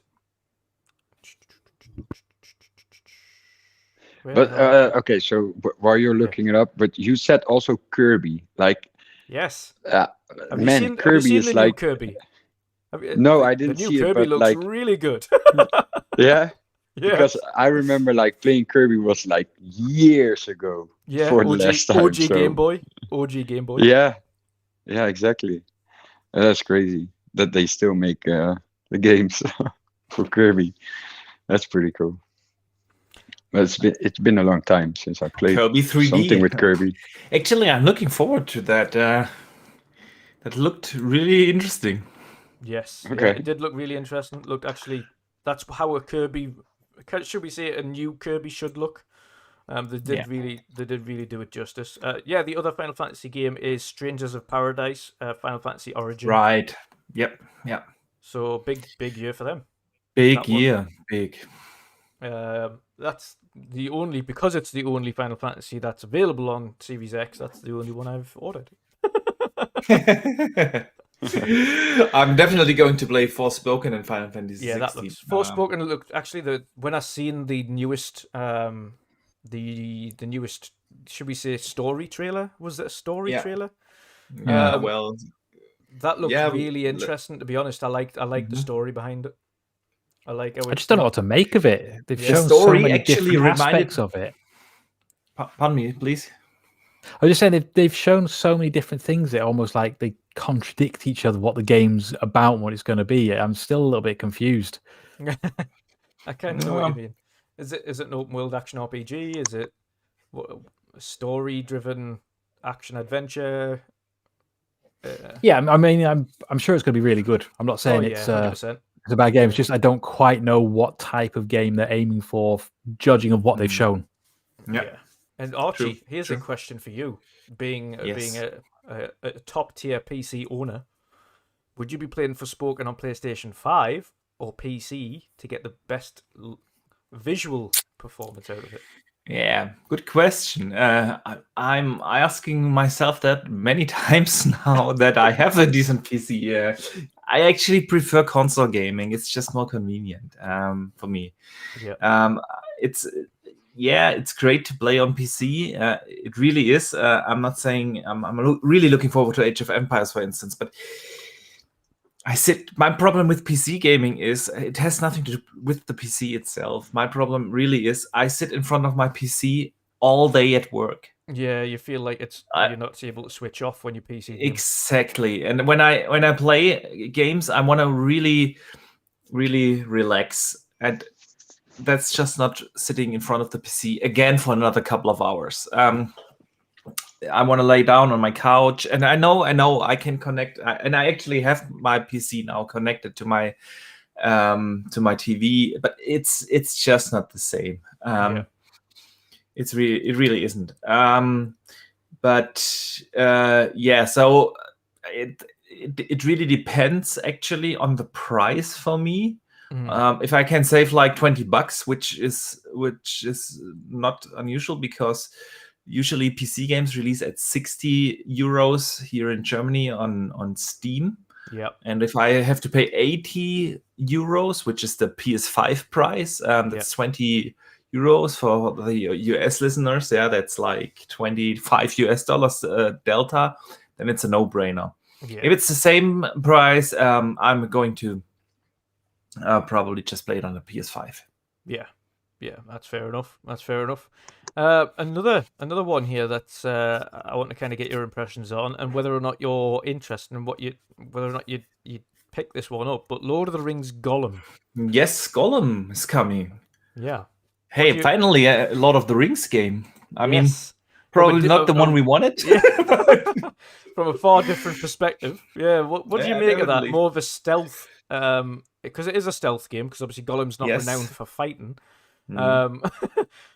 What do you make of that? I mean, obviously Shaman and Archie, you kind of both. Archie's more specifically more into like a stealthy games as well. But what do you both make of that game, and will you be trying it or picking it up? It hasn't caught my attention really. I don't know whether it's the aesthetic look. It looks a little bit. I don't know what it looks like, to be honest with you. It just doesn't look like a Lord of the Rings game. The thing for me though is like it has a weird look. Yeah, Gollum has got a weird look about him. Like, yeah, that's what I mean. The rest of the world looks like realistic and kind of Middle Earthy, and then Gollum looks like he's a little bit more cartoony. It's almost like they've put him through a snap filter to make it look anime type thing. Yeah. You know, you get with stuff and you get these filters. It looks a bit like that. Yeah, that they've run him through a filter. It just looks odd and it just doesn't appeal to me. Yeah. What about you? Yeah, well, I need to see more. It kind of reminded me of Styx, or I don't know how to pronounce. I know what you. Yeah, Styx. Yeah. Styx. Kind of reminded me of that. Yeah, I need to see more. I think that's the kind of game that really should come in Game Pass, because I think a lot of people are or will be on the fence. Yeah, and that is really the thing. Then next year, if you have like a pack 2022, you're probably not going to buy these games that are maybe for you. You know, when you have a certain period where really nothing comes out, you are more leaning towards, okay, I just buy that game and give it a chance. But if you have you have to decide in between 3 major games, and you will definitely like this and this one, you're not going to give the third one a try if it's a maybe for you. And I feel like we will have a couple of games next year, and Gollum is probably one of them. Another 3 games actually I want to cover off here as well, and these are 3 major multi-plat titles. You have the new Saints Row, yes, Elden Ring, and Dying Light 2 eventually making its appearance after several years of delay. But yeah, those 3 massive games. I want to start first of all with Elden Ring. The leaked footage that come out did not impress me in the slightest. If anything, it's put me off that game a little bit. I know it's very much in the style of Souls games in terms of visual aspect. But if it had the same aesthetic as Demon Souls remake, not the Dark Souls games, it probably would have served itself better. However, I do believe this is their first open world game that they've made as well. So that might have some factor in it as to what it does, but it definitely didn't impress. I don't know about you guys. Yeah, well, I don't judge that game of these 10 seconds from a leak. We don't know how old the build is. We don't know how much of the quality was reduced. You know, I don't judge it off of that. Actually, we have seen some snippets of gameplay in the actual reveal trailer. Yeah, and that really looked like a From Software game. Yeah, they have a certain aesthetic, a certain look, and it just looks like that. From a graphic side of point, it didn't blow me away, but I wouldn't say it does look bad at all. It looked great in the trailer. For me, the problem with these games is just I don't have the patience anymore. Yeah. It's really I was in games for the sake of being hyper. Yeah. I was big in the first Souls games, but ever since I became a father, to be honest, I don't have the patience anymore. Yeah. I don't. One of the most or the biggest metric I judge games by now is actually the question: do they value my time? Because the time is the most valuable thing I can give to my to a game or to any kind of content. By the way, that's why I always appreciate that when people, for instance, watch my videos, they're giving me their time. It's the most valuable thing they can give me, and that's what I appreciate the most. And I expect the same thing of a game. It needs to value my time, and I kind of feel like those games don't. I know they are super rewarding once you finally beat that boss and move on to the next one, and I get why people like it. I used to play them a lot more. I don't have the patience anymore. Yeah. So Elden Ring is a pass from my side. Yeah. Shom, what about you? Are you passing or playing? I'll play it because my game share partner is a Souls so lover. You'll have it anyway. Yeah, I'll have it anyway. I think he's maxed out every single one, I think. Yeah. So I'll be playing it that way. I'll give it a go. Either way, I know I'll get like half an hour into it and go, I suck at these games. Let's switch it off now. Yeah. Although no, I actually got quite far in Sekiro.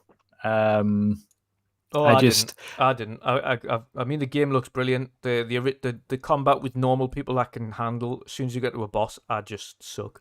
One of my greatest gaming achievements is beating Lady Butterfly. She was not easy. It took me about 2.5 hours of constantly dying, running down the steps, dying again, and running down the steps till I finally beat her. I was just like, "Oh my goodness, I've done it!" Yeah, I don't know what to do with my life now. For that. That's my problem. I'm too stubborn. I'm too stubborn for it. But yeah, I'll give it a go. Has it got any? Have they said if it's got any co-op? I don't think they've mentioned anything like that yet. It's a good question. I didn't hear anything particular, but they are starting a netcode beta test or something soon. And why would then? Yeah, why would you have a netcode? I mean, if they've got co-op, then I'll definitely complete it because I'll just do what I did with the other 3 Dark Souls games, is just get my mate to run me through it, literally holding my hand. I'm staying out the way, and then when he goes down, I pick him up, and then that's pretty much all I do.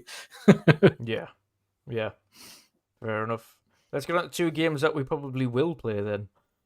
Saints Row and Dying Light 2. Yes, to both. No to Saints Row. Yeah, only to one, Dying probably. Light. I've never been into Saints Row. I agree with Shom. It's just one of those games I tried to play 4, and I just, for whatever reason, when just something doesn't resonate with you. 4 wasn't really good. You have to play 2 or 3. Yeah. They're probably a little old now. They'll probably just get annoyed with how. Oh, the third one actually got a good remaster, and it's also in Gamepass. So no excuse here. Right, let me go download it. We'll give it a go. Having said that, it's just like, when am I going to give it a go? My life for the next 8 weeks now is going to be very busy. Just have it on there so you can just stare at it. Actually, I'm looking forward to Saints Row. I love the sandbox, the craziness of the open world. And I mean, with 4, they went a little bit too over the top. Yeah. But with the new one, it seems like they are going back to. I mean, they're still very crazy, but it's more grounded. It doesn't look like we get another trip to hell or something. Actually, I always had fun in those. I mean, it's GTA that doesn't take itself too serious. Just a lighter GTA, and yeah, I like that. Looking forward to it. Oh, 100%. Pat, you mentioned the same thing. You're probably going to miss Saints Row, but Dying Light 2. Can't see Saints Row. What, sorry? I can't see Saints Row in In Game Pass.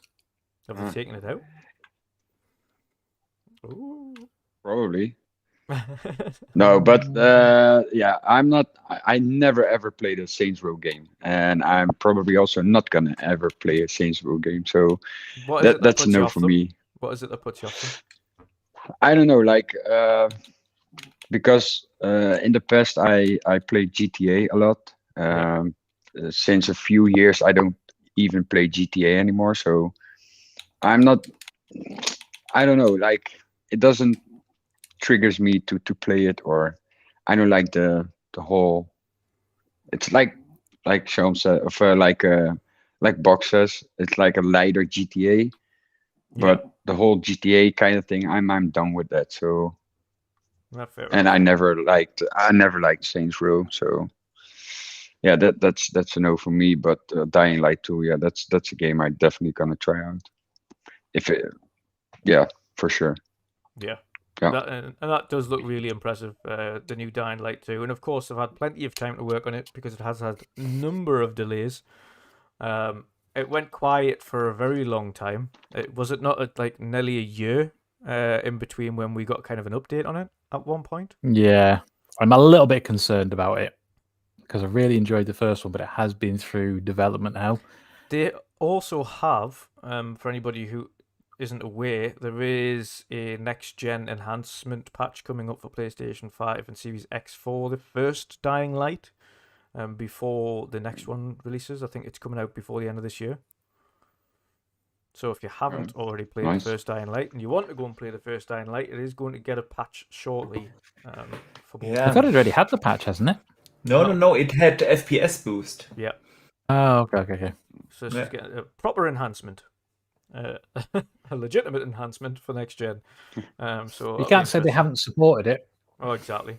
And to be fair, the expansions and things that came out for it, I didn't play them, but from what I heard, they were really, really good expansions. Archie, did you manage to play the extras? No, the extras not. I just played the main game. Yeah. So I played a bit of the expansion. I've not completed it though. Yeah. Okay. So that'll I think we're all like, and I'm kind of mixed feelings on Saints Row. I've got a feeling my Game Pass game share buddy's probably going to end up buying it, so I'll possibly end up playing it. Dying Light 2 I'll probably get. In fact, I think I've got it already pre-ordered, so I'll definitely be getting it. Speaking of which, going back in time, Grand Theft Auto the Trilogy Definitive Edition. Anybody here getting that? You're kidding. If For anyone which one? says yes, we kick him off the podcast. Speaking of which, however, the only reason I'm going to end up playing that is my game share buddy has already messaged me, and I told him, listen, it's so far from what I've heard, there's nothing really going to happen to that. Like, it's pretty much just going to be like a quick 4K boost and some basic. Which game? Like nothing. The Grand Theft Auto Trilogy Definitive Edition. Oh, no. So, but he's like, oh, I don't care. Like, I remember growing up with them games, so I'll get it. So I think I'm going to end up having it. I'm going to have it without paying for it. So, as I say, if my game share partner gets it, fine. But I'm done with them. I'm tired of this whole just milking after milk after milk. I don't understand how people still go on. I mean, I can understand how people still play GTA on PC because they do that roleplay stuff. But I 100% do not understand how they do it on console still. Like, I don't understand how people are still playing that game. They just don't respect gamers. If they're getting us to buy the same game over and over again at full price. Yeah. They just don't respect us. Well, why should we be giving them money? And the problem is people just cave to nostalgia.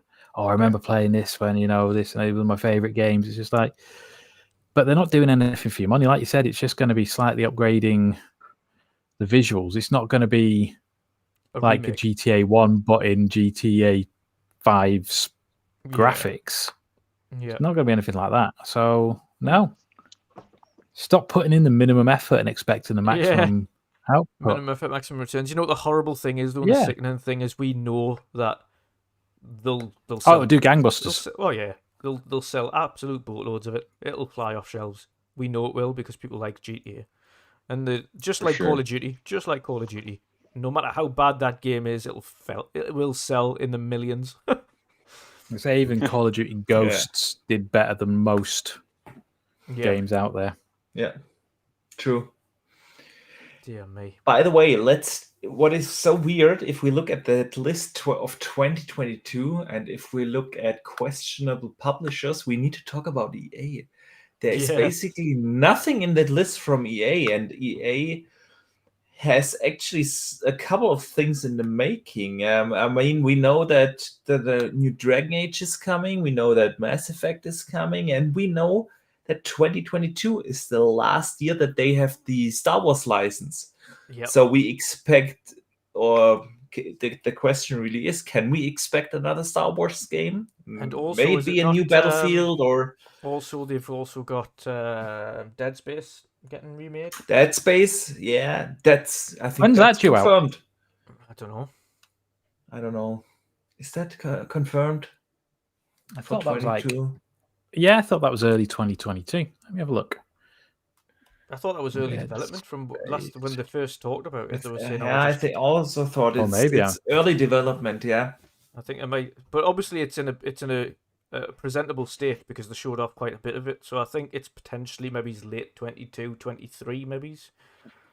It's certainly in the point now where they're starting to get the nitty gritty of it, the kind of meat of development. But it's still, I mean, early development can be anything up until the point where, literally anything up until the point where they go, right, okay, now it's pretty much ready to ship. But yeah, EA does, it is literally just nothing on that list. Of course, naturally you get the early sports games, but you don't even put I didn't say I heard because it makes it sound like FIFA. I know people. I don't know people. I saw on Twitter, FIFA. That's why we don't have Vin the license on of them. today. Yeah, of course they do have that issue, and rightly so. Sean brought that up. Of course, the sports title next year is potentially not even. We say that's still debatable at the moment because from what we've seen and reports, is that FIFA are looking to charge double for the license renew for FIFA license for EA Sports. Charge instead of 500 million, they want $1 billion for that license. Which that is a joke to double something. I don't like EA it's unfeasible. really, I but don't to like double EA, it. but FIFA are just greedy, corrupt hypocrites. Really are. And again, we don't like EA and FIFA, but unfortunately, if you're a football fan, FIFA is the best place to play a football game. We've seen what's happened with eFootball and Konami. That was an absolute. I mean, the thing about EA really is there are worse publishers out there. I think what happened this year at Blizzard Activision is worse than we have seen things we've seen from EA. Even Ubisoft, stuff that happened at their offices. The only thing about EA is about their business practices. Yeah, that the greed, isn't it? The greed, rather than the actual culture. But the thing is, they also put out a lot of good games that we have to give them that. I mean, look at games like Titanfall, Jedi Fallen Order, of course. Obviously, the sports games. Even the Mass Effect Legendary Edition was awesome. I mean, it was a great fan service. Well worth the money. Well done. When's that coming to EA Access? That's a good question. Usually, typically around about 6 months after launch. So should be relatively soon. November. Yeah, and I can't imagine or can't believe it that I'm actually defending EA right now. I know. They at least tried to change a couple of things. Yeah, I mean, we also forget that they really give some smaller indie developers the chance. The Unravel games, I really enjoyed those. And we have to. You know what I really? Oh no, that was Ubisoft. Damn, I was going to say Child of Light, but that was Ubisoft. No. What's but the Unravel name? Was beautiful. Yeah. Yeah, Unravel was beautiful. Unravel was a great game. Yeah. Same with It Takes Two and the other game that the Yes. French guy made. Yes. Yeah, A Way Out. Yeah, A Way Out. That's A it. Way Out. Yeah, exactly. So, yeah, I don't want to defend everything EA does, not at all, But I Yeah, in think terms of we games that do a good job, in terms of microtransactions that can go fuck themselves. Yes, but let's be real. Most publishers do it these days. Yeah. That's Yeah. probably where the doublings come from. I bet FIFA has seen the sudden increase in revenue that they've made God, from FIFA packs. That they've, and they're going, you know, we want some of that. Yeah. So, yeah, for me, really, the thing is, what are they doing next year? It's been too long since we got a Dragon Age game or especially a Mass Effect game, and I think one of the two could make an appearance next year. Probably Dragon Age, if you ask me. I think at least Dragon Age is coming out before the next Mass Effect. And yeah, the I other think Mass Effect's going to be 23. Yeah. And then we have the thing about Star Wars. I mean, they only published like 3 Star Wars games. Oh, 4. No, pardon me, 4. 4 Star Wars games with Squadrons. I always forget about Squadrons. You know, listen, Squadrons and Jedi Fallen Order were a very good step in the right direction. Yes. I mean, Jedi Fallen Order, my game of the year that year. I loved that game. That was awesome. One of the best Star Wars games, period. And like you said, they greenlit the right direction. They let the developer decide the engine. They didn't force them on the Frostbite engine. Jedi Fallen Order was Unreal, which is great. Yeah, no microtransactions, no other bullshit. Awesome, right direction. But the thing really is, they had that license for 10 years now. Yeah. 10 years, and you get 2 Battlefront games, a smaller game with Squadrons, and Jedi Fallen Order, and that's it.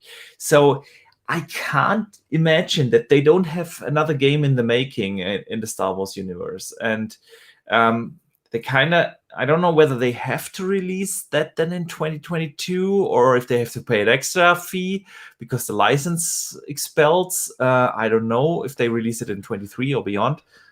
So yeah, but I think we will see something from Star Wars. And I was going to say, I think the way that Disney are doing the Star Wars license now is they're just they're giving the license out to others, and instead of having exclusivity to one developer. Yes, exactly. They see the benefits of other people doing different things. So, and that goes for all of their games, of course, as we've seen with Avatar, going by Ubisoft.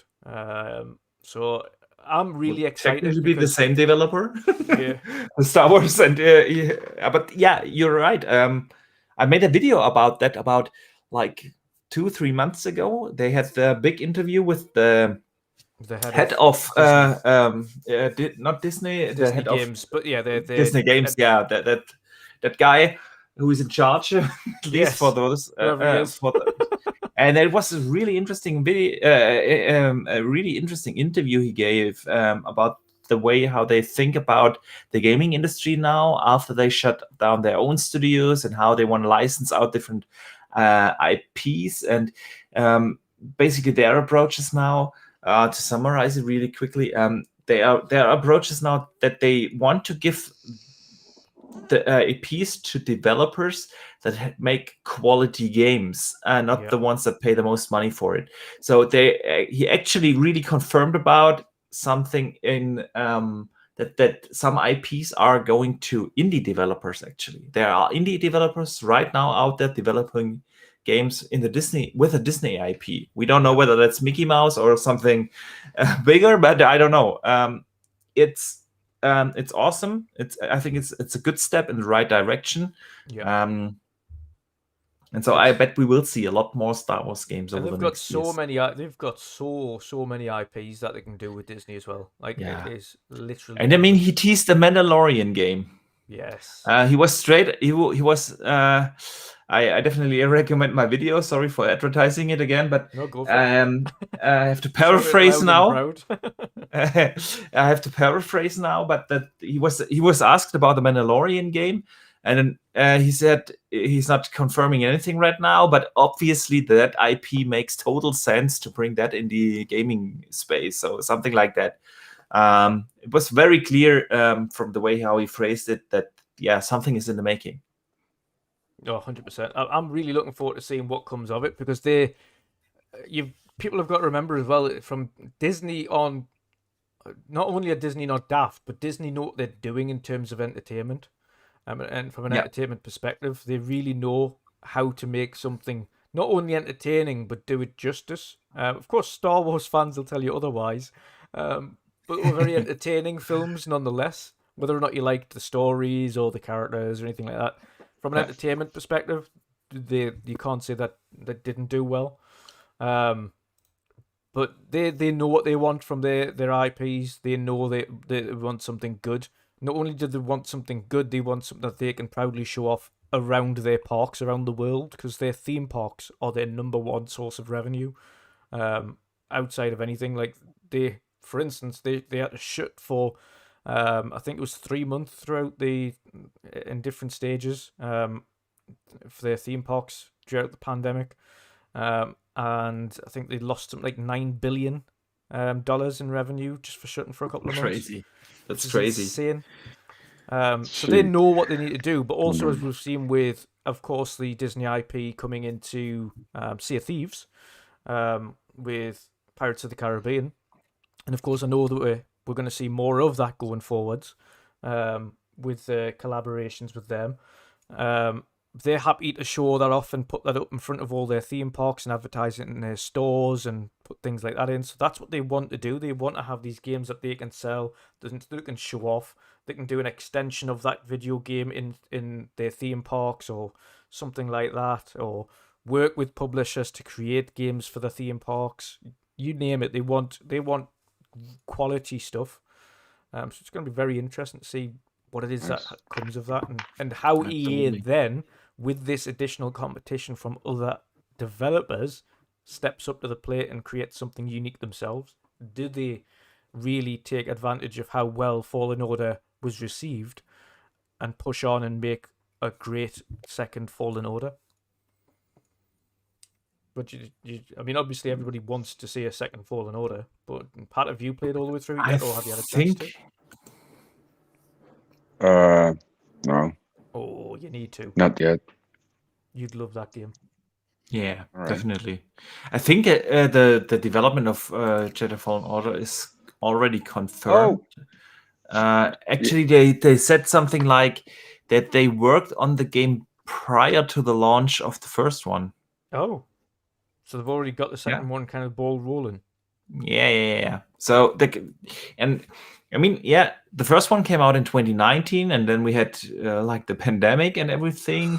Otherwise, I don't think it's that unrealistic that they targeted a 2022 release for the sequel as kind of the last game before the license expires. Yeah, so it'll be interesting to see whether they can keep that date. Yeah, very interesting to see. To get back, I played Jedi Fallen Order. I did. You have played it. What did you think? Yeah. It was pretty. This was also my first Star Wars game that I played. Never seen a Star Wars movie at all. Right. But playing this game was pretty awesome. It looked so nice. It played really good as well. I spent not that much time on it, but for what I saw now, for what I played, it was awesome. Yeah, for sure. Definitely. But I it just popped up in my head. At first I said no, but I was like, wait, I played it. That's so stupid, but it's because of all the games that we are playing at this moment. So you totally get lost of everything that you played in the past. Definitely. I mean, it's to summarize though, 2022 is just so far is absolutely insane, and there's a lot of stuff as well that haven't been announced that will probably come out. There's a lot of indie titles in there that are going to be massive. Of course, that aren't on that list that we've been through. It's such a big year. And of course, in the middle of that kind of madness of all of these releases, you go back into the major conferences again. You see the E3s, you see the Gamescoms. You've also, let's not forget, we've still got the Game Awards at the end of the year, and there's always something announced there for any platform. I'm not just talking Xbox on this occasion. Of course, we've got Xbox, PlayStation, or Nintendo. The Game Awards show off something. They always do, always have. So it'll be interesting to see what multi-plat or first-party games get shown off at the Game Awards. But yes, it's been an awesome topic, and I am not looking forward to my wallet being caned next year. I don't know about you guys. I'll take it easy. Yeah, I do hope that a lot of those games come to Game Pass, actually. Oh, you're telling me. It's a good job a lot of the big games that we're looking forward to are in Game Pass. Of course, if you're a Destiny fan as well, of course, the more recent Destiny 2 expansion is now in Game Pass, I do believe. And Lightfall, when that comes out next year, of course, will end up in Game Pass as well. Yeah. Witch Queen's just been in there. Queen. And Lightfall. No, it's coming. The one that is coming in February, of course, in February. It's called The Witch Queen. It hasn't been confirmed as a day one Game Pass launch, but the last expansion actually launched day one in Game Pass. So So the first half of the year, I'm not going to have much money because I'm trying to fund a 2 to 3 week stint in Canada. Yeah. In May or June. Sorry, June. It's just insane. I think we will all have to save a little money there. Yeah.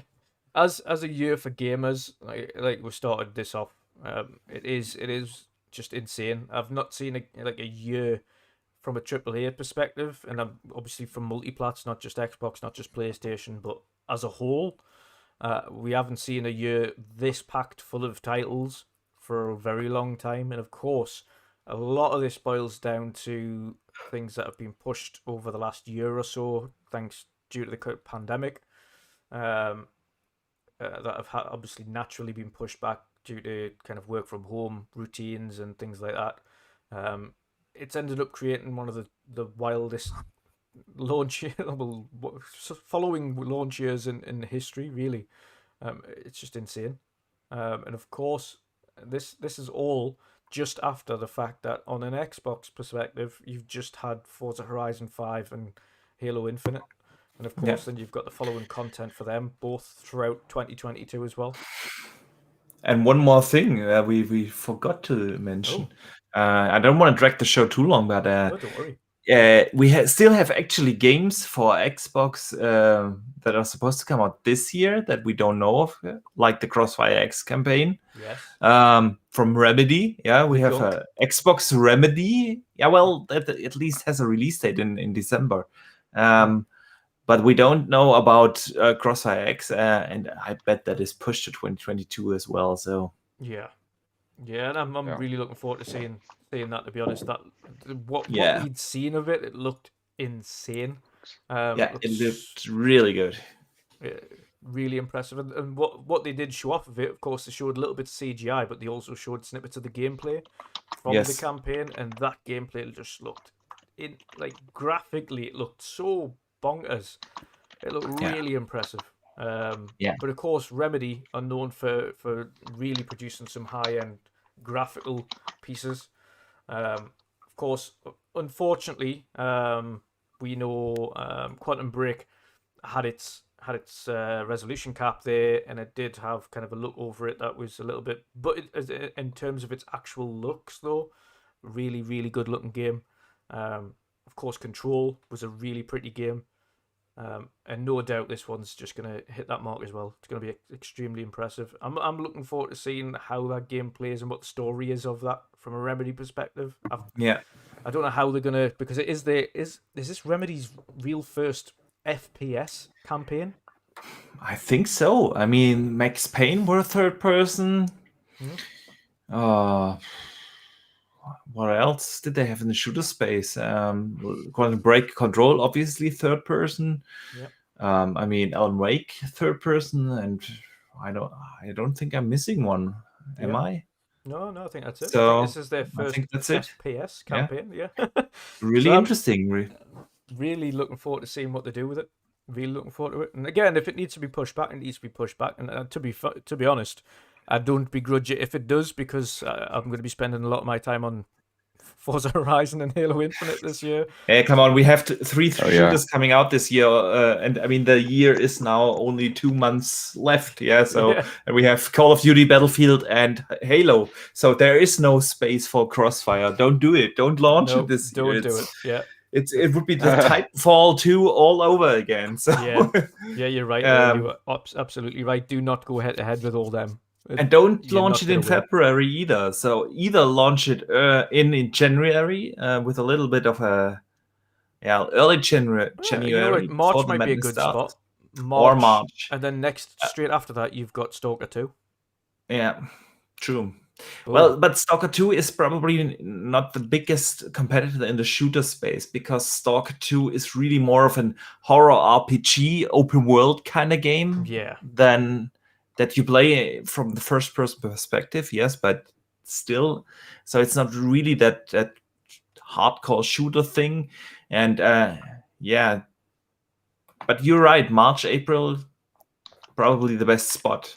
Or if they can do it very early January, so that you have like a 3-week gap before the madness of of February. Oh God, yeah. It's but I'm just looking. I keep looking at this list, and it's actually quite scared of it now. It's just it's just so much. It's just too much. Oh, but Yeah, mate. that's again, how I felt when I made my video. I finished and sat down, and I always have some sort of timeline. I have a timeline in my OneNote, Yeah. where I scatter throughout the year, and I just make bullet points for the respective games that come out, and then I see bullet point after bullet point, and then I try to always prioritize those, and then it's going to be I'm scared. Yeah, just to say the least. And of Scared, course, he says. what we don't know at this point as well, because obviously this year it's been such an impressive year for Game Pass additions, is what additionals we're going to get into Game Pass as Xbox customers. What are we going to get that's going to go in there from a third party perspective that we're going to be playing? Yeah, I mean, we will have a couple of other Xbox releases next year as well. Of course, yeah. I mentioned Forza Motorsport earlier. I think we all agree that it's going to come out next year. That would be crazy if it doesn't come out. They don't give Forza 7 years to make. If it doesn't come out next... Yeah, I was going to say, I think it could potentially, if it does come out next year, it'll be the same kind of time frame as Forza Horizon, maybe to November. Fall next year. Yeah. If it isn't quite ready, then I can see it being the beginning of 23. But I don't think it's too much further out, because there's a lot of testing going on in it right now. Yeah, I think that's a pretty safe bet to say Forza is coming. The question is, if something, what else will they bring? Because I don't think that Redfall and Starfield and maybe Forza are the only first-party games. We know Stalker 2 is exclusive, Xbox exclusive, yes, but not first-party. So I don't know. Ninja Theory's Hellblade 2, probably too early. I don't know. You don't want to bet that against Starfield, but what else do they have? And they will have something else. It's going to be interesting. I don't think so. I think that is coming after Hellblade 2. You reckon? Yeah. Because I only think it's going to be like a 5 or 6 hour game, maybe less. Still, it's only going to be short. Still, I think the studio is now fully focused on Hellblade 2. And I really think that the Project Mara is after Hellblade 2 the thing that they use to push new technologies into the gaming space. I don't think that's coming before Hellblade 2. That's just my guess. I don't know. But yeah, the Compulsion game comes to mind. They have had a long time to develop their game. Yeah, there's just so much in the works at Xbox right now. We could see State of Decay 3. I don't know. I think that's a 23. We haven't seen anything of that yet. Do we see that at the Game Awards? Do we see it next year at E3? I mean, we don't. Obviously, you mentioned it can't be the only games that are coming out from Xbox next year. Redfall, Starfield, and Forza. And they mentioned they wanted And to release Wolfenstein one is- every. Yeah, they mentioned they wanted to release one every quarter. Of course, we haven't mentioned as you mentioned there, Bethesda Studios. Bethesda what else Studios, do they have? Yeah, what else? Wolfenstein. We know that Contraband has been in the making for 3.5 years or something like that. They said they've been working on that very long. So Contraband could be one. State of Decay 3, I still think it could be a 22 title. Wolfenstein, there's a lot that could potentially come. So do you think at this point that Microsoft are looking at their portfolio and also seeing not just how far along each of these games are, but also looking at when's the best to release these games now? Oh, definitely. And it's really just kind of do it from a logistical standpoint and think, right, we've got all of you these. Gotta, you have to. You don't want to come into too much competition in between your first party games. Yeah. And you want to have that regular release. You want to have that regular event. Yeah, that's the event thinking. Oh, Xbox is releasing another game in the Gamepass. That's a reoccurring event every 3 months. Yeah, so they are definitely planning that out. Maybe with different options. Yeah, so if that needs another 6 months, then we pull this game in here or something like that. They shift stuff around, but they definitely think about that. They have to. They have too much games in the making. To not to think about it. It's weird saying that for Xbox, isn't it? Yeah. Too many games. Too many games. Yeah, me. Well, it's been an awesome show. All right. It's been really cool. Speaking about everything that's coming out next year. Not again for a change. I know we're an Xbox-centric podcast, but for a change, speaking and covering literally every game from every aspect, whether that be PlayStation, Nintendo, Xbox, multi-plat, PC, whatever it is. Of course, games are there to be played, there to be enjoyed, so just enjoy them all. And this is why we're getting so excited for next year, because there's just so many games across all platforms. It's going to be an absolutely insane year. But it's been awesome to have everybody in chat again this evening. And again, nice to see, of course, another newcomer there, Tony Grasso. Awesome to see you here. Of course, I don't know whether or not you caught a lot of the show at the beginning, but massive shout out to you as well. Thanks for that. And a new subscriber as well, Cheeky. Welcome. Thanks for subscribing. But again, massive shout out to everybody who turned up tonight and all the chat. It's been absolutely awesome as usual. Our chat, some of the best community. Always keep it gaming. Always keep it cool. Talking between each other about how excited they are for certain games and things like that. Really nice to see. I'm really proud of the community that we've got here and all of you folk that come up and watch us every month. It's absolutely awesome. So a huge shout out to you. And obviously, please, if you can, drop a like, share this out to other people, and subscribe if you don't already. To obviously come and watch the show every week. And we'll do our best to entertain you. But we will get to our outros now. So first and foremost, we'll start at the top this time. Patch, if you let people know, brother, where people can find you and what you're going to be up to over the next week. Well, guys, you can find me on Twitter, of course, main platform, social media. Also, for people that don't know, I started the Midweek Mix-Up Instagram page. It's been up for a few weeks now, so yeah, man, make sure to follow that channel as well. There are some other kind of posts that we post there sometimes, so yeah, make sure to follow the channel. This upcoming weeks, for the upcoming 2 weeks, I'm pretty busy with work, so probably not a lot of streaming or gaming. Try to fill in a few hours if I can, but yeah, busy with work, but after it, we're going full guest on Forza Horizon 5, guys. Yes. I seriously cannot wait for it. So yeah, we're gonna Definitely. go nuts on it. 100%. 100%. We'll have a community Yeah, night man. when Forza Horizon 5 gets out, and we've all done that obligatory mission to unlock the online. And Oh, yeah. don't forget to twitch.tv/Petchu070, guys.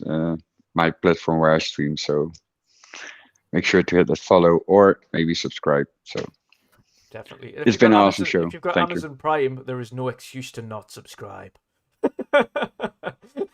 Give them that. It's a free subscribe. Go for it. If you've got Amazon Prime, give them a free subscribe for the month. It's worth it. It's got good content.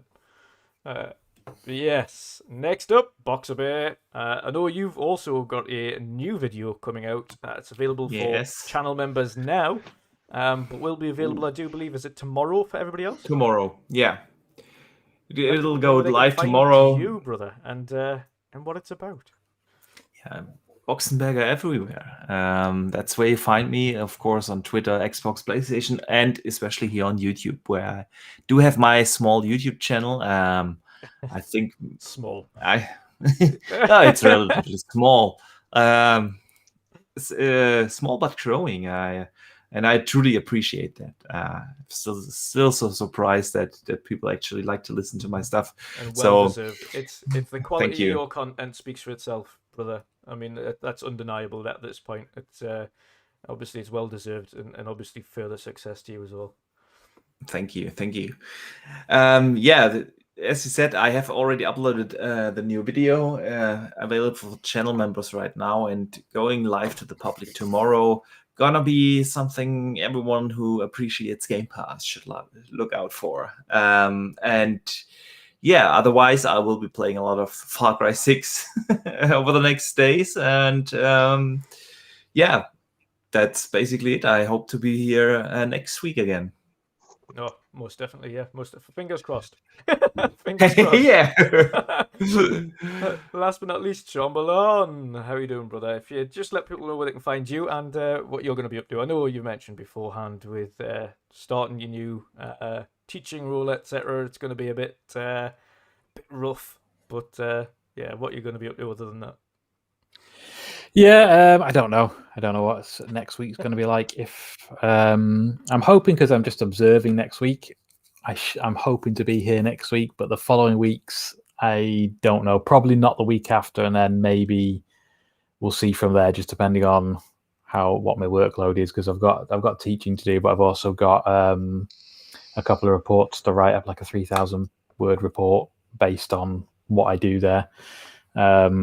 So between now and Christmas is going to be is the busy period for me. But you can find me lurking on Twitter at Shomberlon, and you can probably find me weekends now, gaming at the same name. Awesome stuff. And yes, of course, you can find me at WandrinDutch on Twitter and on here, and also WandrinDutch mods on Instagram if you do want to follow on there. It's a rare update for that one, usually posting just more the console modification stuff. But yes, we also have the Midweek Mix-Up Collective Twitch channel, which is managed, of course, by Patchu, where that's a restream channel for all of our awesome Twitch streamers. So if you obviously want to watch them, easiest way to kind of link all of them together is to follow that channel. When they're online, it automatically goes online on that one, so you can watch it. And obviously go straight to their channel and drop them a follow as well. And check out some of our awesome creators. But yes, next week may be a little bit touch and go depending on how busy these chaps are, because of course, very busy with work, and potentially very busy with new teaching role. We know Erwin is going to be free next week, so Erwin should be back. Do we though?